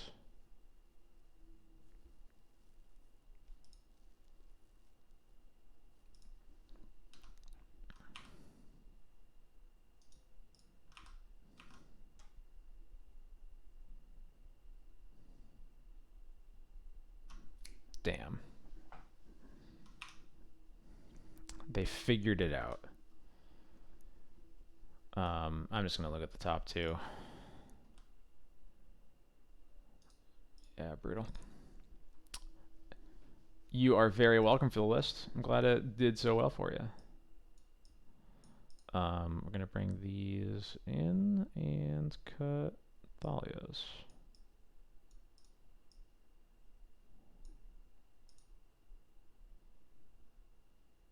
I think that's...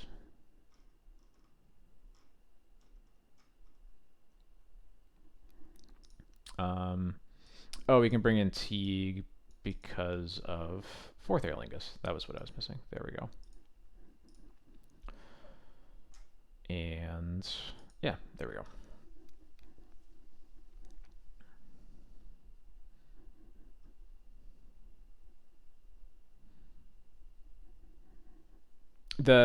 If they don't block, they die. That I was just seeing if they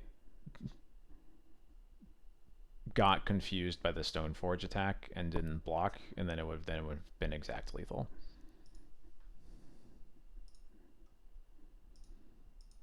Thank you, Toast, for explaining it. This hand is way too slow, in addition to having Cauldron in it. Ugh. This hand is a really good curve, at least.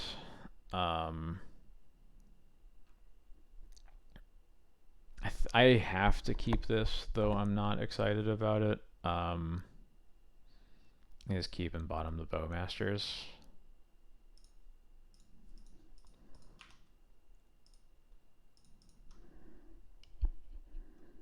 Normally against initiative, I like casting turn 1 Mom, but we really need this Vial online, so I have to cast it here.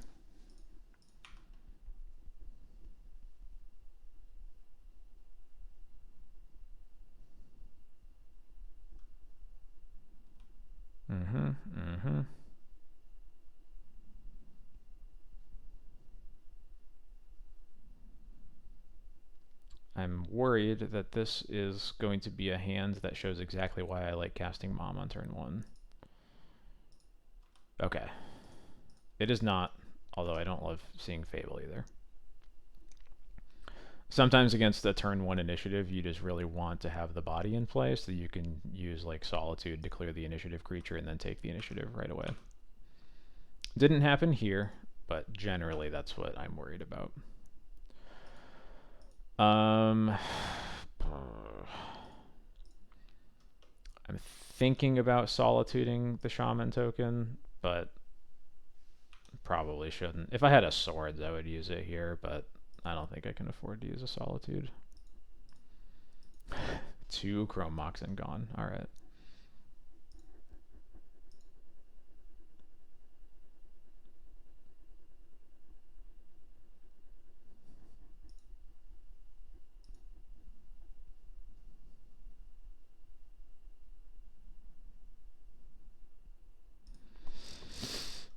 Alright.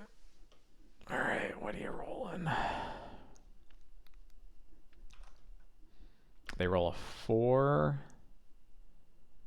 So they're just gonna hit me for 5. Okay. Ow.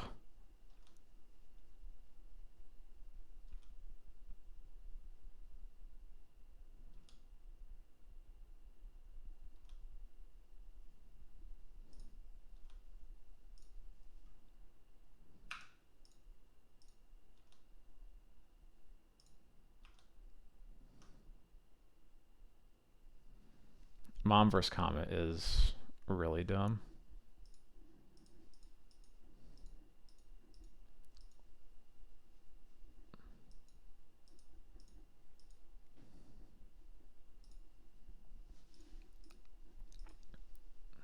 It sure is an unfortunate land miss, but had to be a fetch land. I don't know.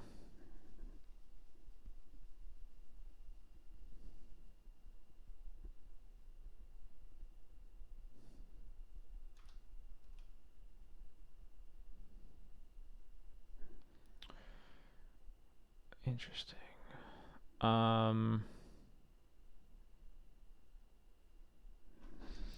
don't think I want to use this wasteland because if I don't draw another land, it means that I can't like recruit for a Stoneforge next turn. So, I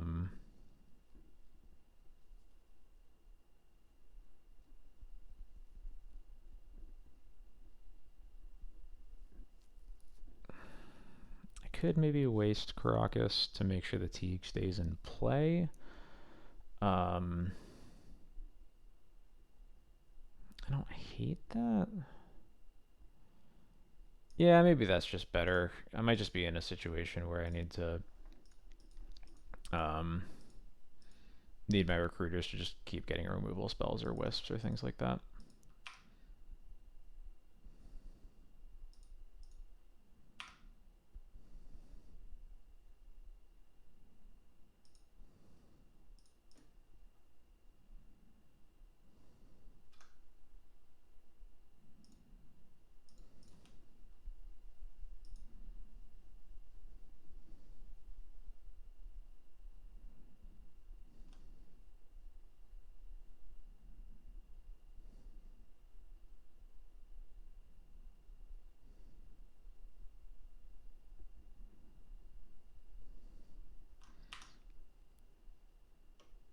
a 3. So they get a Petal or a Chrome Mox back.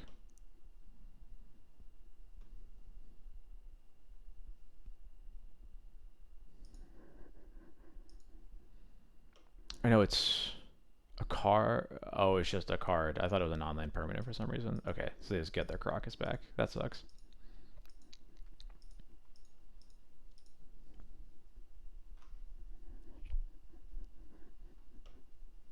Comet is fake and stupid, and I just choose not to read it.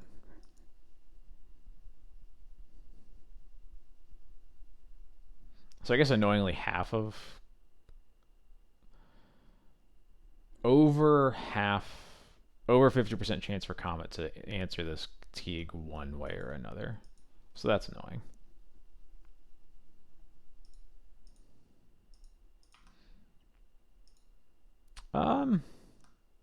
I mean, I'll take the block.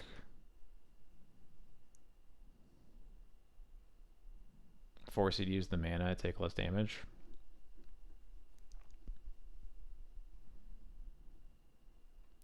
I'll take the trade then. That was confusing.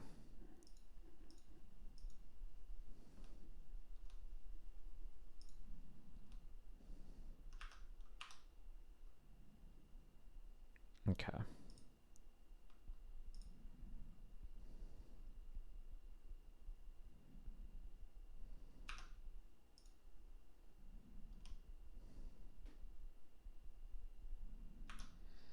Yeah, so I think I shouldn't have wastelanded then, and then here we would be able to like lure on the reflection or something like that, or Skyclave the Comet also. As is, I'm going to cast the Stoneforge.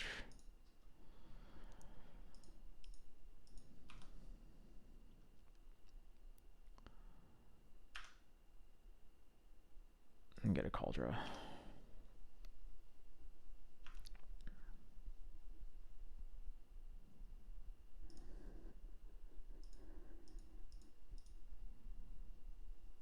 This is a Solitude.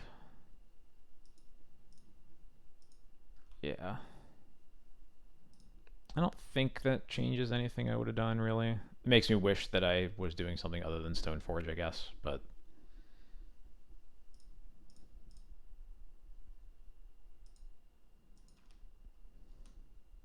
This also means I'm probably going to be forced... I don't want to Solitude the Reflection. I would rather Solitude the Solitude when they try to copy it. They roll a 4, which means that they're going to kill something. And they kill the Stoneforge, sure.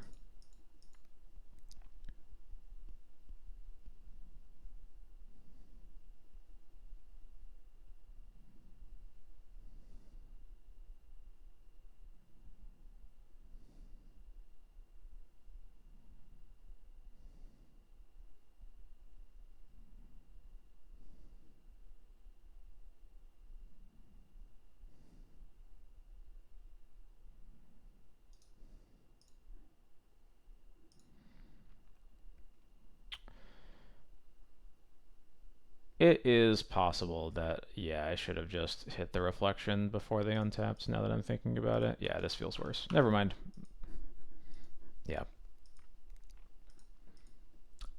Looking at their mana, I might get away with it. Never mind, I'm not getting away with it. Oh, sure, that's fine. Yeah, we're taking up to 5 here. This is a scary Thoughtseize, but okay. Yeah, definitely getting rid of Fable.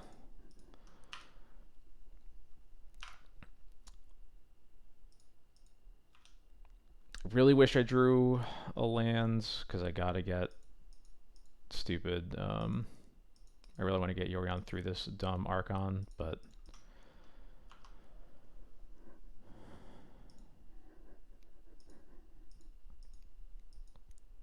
Yeah, so them having a Solitude in play here would be better, because it wouldn't even be able to attack. The Archon could attack, but the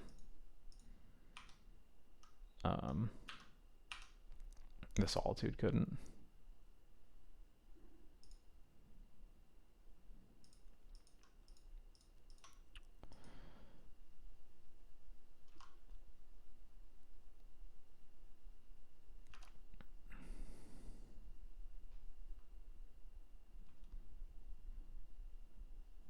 I wish I had that Wasteland pack.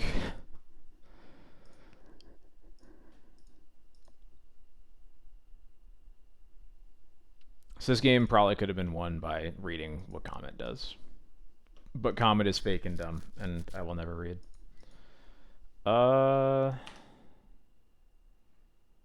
That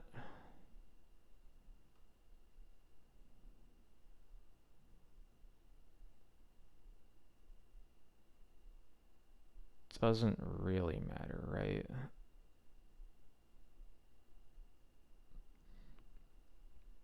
Oh, I needed to give Recruiter Pro red before the Fury was in play to be copied. So, because now they can just copy it in response, and then the Recruiter does. So yeah, I just needed to give Recruiter Pro red before the Fury's in play to be copied. Oops. All right. Made a lot of mistakes that game, and the first game we kind of just didn't have the right cards. So, alas.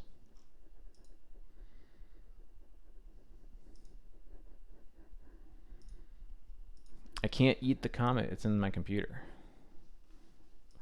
Otherwise, I would.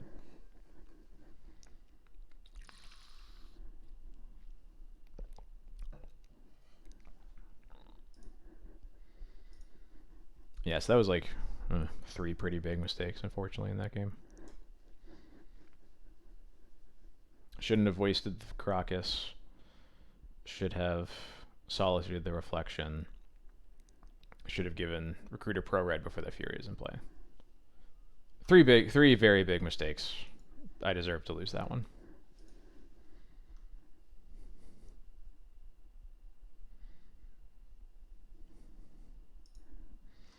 I do think we got a little bit lucky in that the Comet just kept ticking down, and so I didn't have to think about it anymore after a while. If it kept like ticking up or started rolling doubles, I would have just like my eyes would have glazed over. But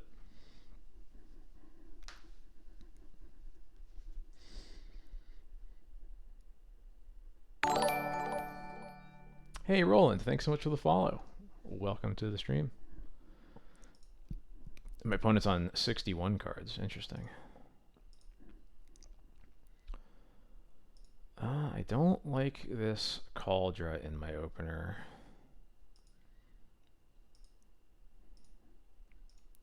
But I think it's reasonable enough otherwise. Like, I think I'd be a pretty decent 6. My opponent's on 6. They're on 5.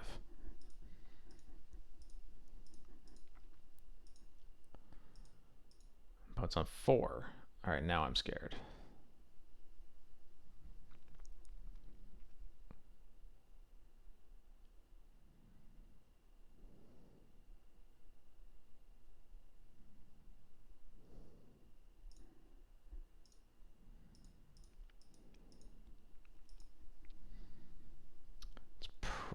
Could be oops then.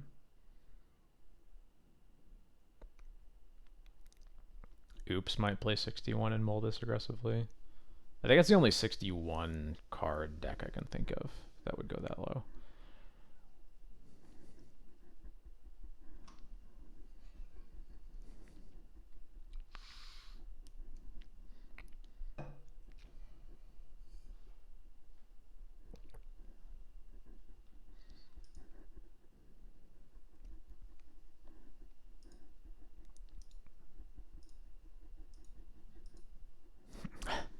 That is a possibility. All right, what are you doing to me? It is oops. In that case, I am not casting this Mother of Runes unless I find another white card. I did not. Okay.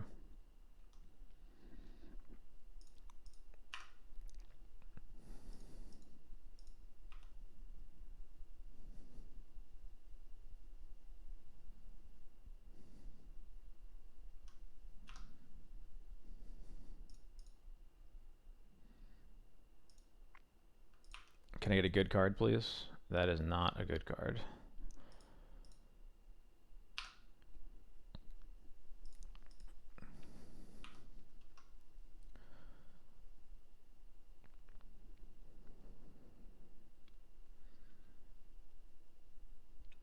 Is Solitude plus Bowmasters? It's only enough. We'll see what happens. There's a chance this is going to win, but it's not very likely.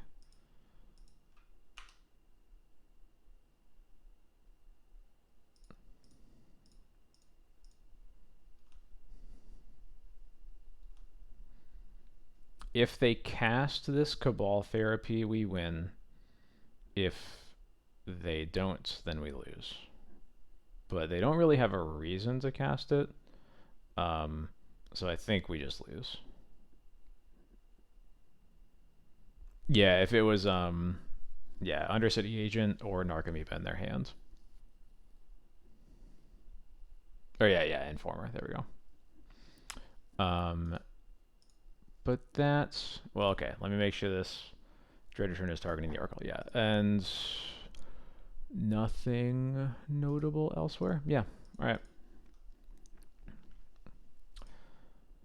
Well, let's bring in all these for sure. I don't think any of Collector Roof's probably good enough. Because they have like at least some. They don't have a ton of artifact mana, but they have at least some. So then we'll get rid of Batterskull, Jite,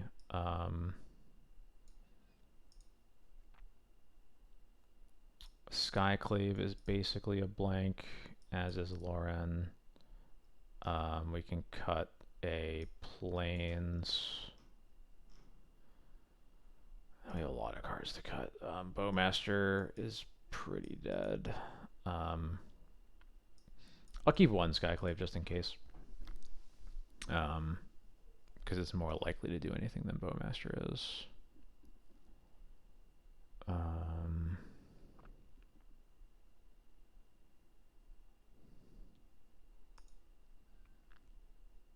I think that's about it.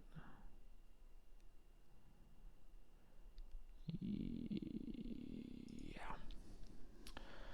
Mom is a white card, and it can protect Sash from their disenchants. And that's about it. Nope. Yes. This I will keep.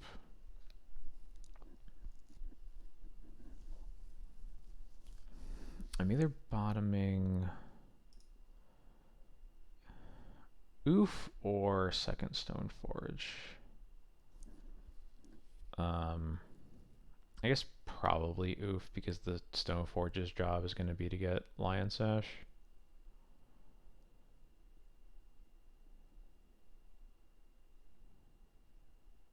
Yeah. And then the second one can get a Cauldron if we need to kill them faster.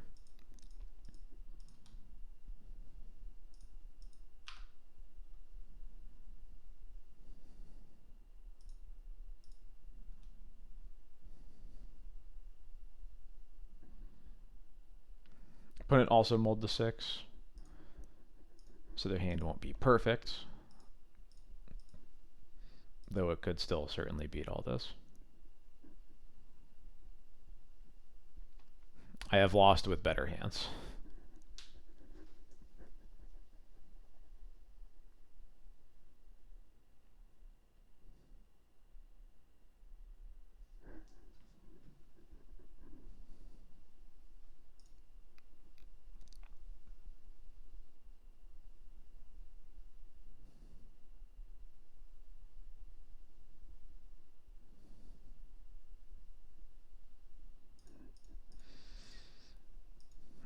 I haven't been playing ley lines because I just haven't seen a lot of graveyard combo in general, and I don't like them against. Yeah, I just don't like them against a lot of decks. Okay, they didn't cast any spells yet.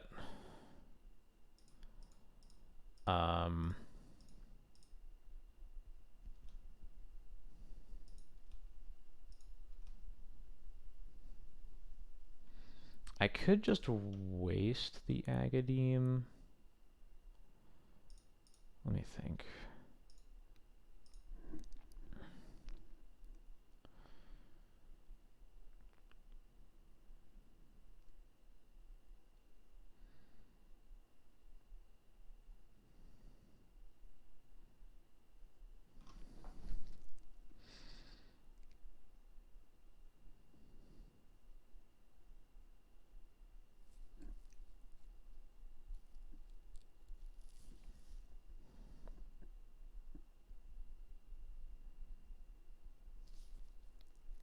I think I'm supposed to waste the Aghanim here, because otherwise it's just, we know what they're going to do. They're going to crack it and go off. Yeah, I like this. We're already at a point where Stoneforge is going to be too slow, so. Also, if they have to cast an artifact to make the mana for Informer, then that makes Mindbreak Trap a more likely card to do anything.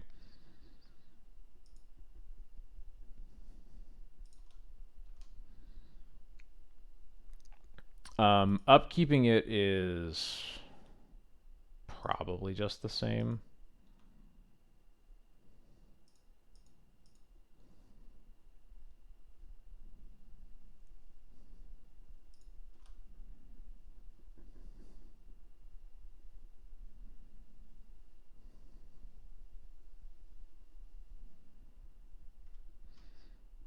So they have Amoeba in their hands. There's the Memories Journey. Let's see if we can figure out what's in their hands. No Spirit Guide. There, it looks like they're... Yeah, there's no Spirit Guides. No Lotus Petals. I see Pact. I see 3 packs, so they probably have a 4th pact in their yard. Or a 4th pact in their hands. Informer, Informer, Informer, Informer. So they haven't cast a spell yet.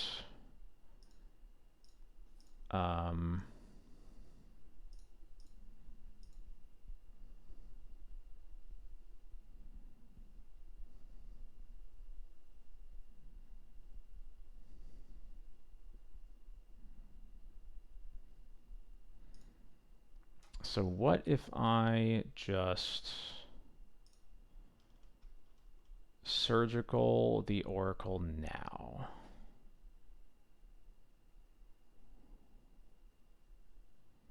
And they packed, and I just die. So I think I'm supposed to let them not let the Narcomoebas come into play. If only we had a removal spell.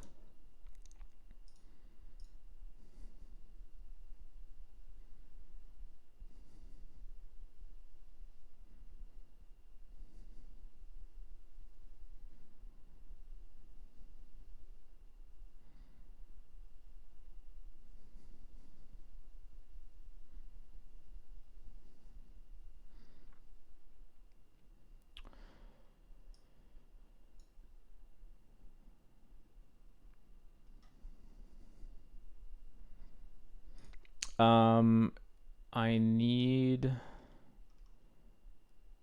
Let me see.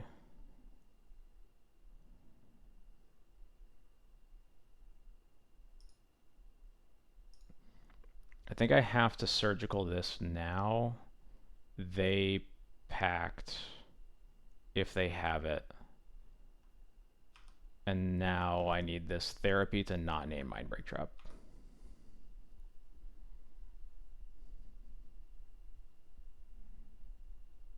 But yeah.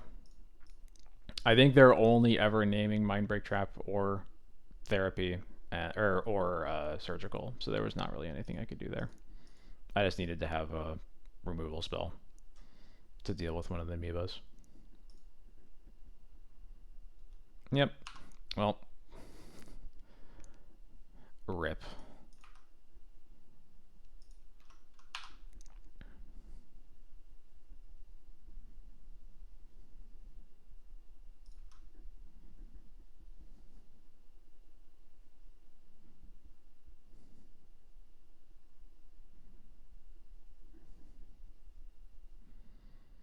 Yeah, there's no point for them to name surgical there. I agree. I'm just saying there's no. I guess we probably are just supposed to let them resolve the therapy, but there's like there's just no other card they're going to name other than either surgical or trap, and we need both of them to beat the pact. So nope, they played it well, and my board is not really set up to beat them because, and intentionally so, because these decks just haven't really been around very much. Well, rough night again for us. The green splash definitely showed up more. They could name Fairy McGuff, but they're not going to because I have at most one in my deck, and it would be that is if I specifically have Fairy, then they just lose to it anyway. Um, so they're not going to name it because it's the one thing they can't pact. So, yeah, my sideboard's not like that matchup is scary anyway. My sideboard is notably not as good against it because I just haven't seen a lot of graveyard combo in a while. It's been like a long time since I've played against Reanimator, as an example. So I've just like been sort of tuning my sideboard more for being really solid against all of like the blue black X fair decks, and then just like a smattering of everything else because there's just not really any focus to the combo decks. If anything, they're more spell heavy because of Beseech the Mirror. At least they were for a while. It seems like that maybe has fallen off, and maybe I'll tool things a little bit differently, but don't know for sure. The green splash was definitely a lot more relevant tonight. Between we played against the 4-color deck first. Teeg. I don't think it actually came into play, but it would have been great if it did. It came in against red white for 4th again. Came in this matchup. What were the other ones? It was Cradle Control is great there. Although it also did not come into play there. So, but at least a lot of matchups, the green splash was good and notably better than red for sure. So, so yeah, bummer of a result for the night, but the green splash felt a bit better. Teeg seems like it's showing up a lot more than Oof, which doesn't surprise me. It's we were kind of talking about it last night whether we want to just have like whether Oof is even needs to be in the board and whether we want Oof to even be a second Teeg potentially. I don't know how on board I am with that yet, but I definitely feel like I can probably just. I'm getting closer to just cutting Oof and taking the L in some of those matchups, and just playing something that has a lot more wide appeal because recruiting for Oof is a lot slower than Green Sun Zenithing for Oof, that's for sure. So, and the same with Gaddock Teeg, but at least Teeg is you have the time to get Teeg in a lot more of Teeg's matchups than you do Oof. Sometimes you just need Oof right away or you've already lost. So yeah, that's kind of where I'm leaning. Yeah. So I think we're gonna call it there. Hopefully we can. I'll probably tweak some cards a little bit. Probably find something new for this Oof to be.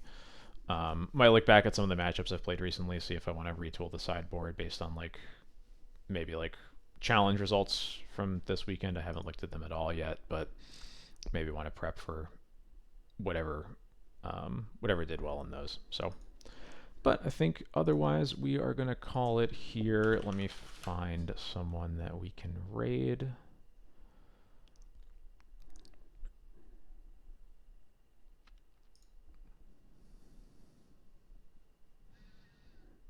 Oh, did I see? I think I saw a new one. I did see new one. Yeah, we can.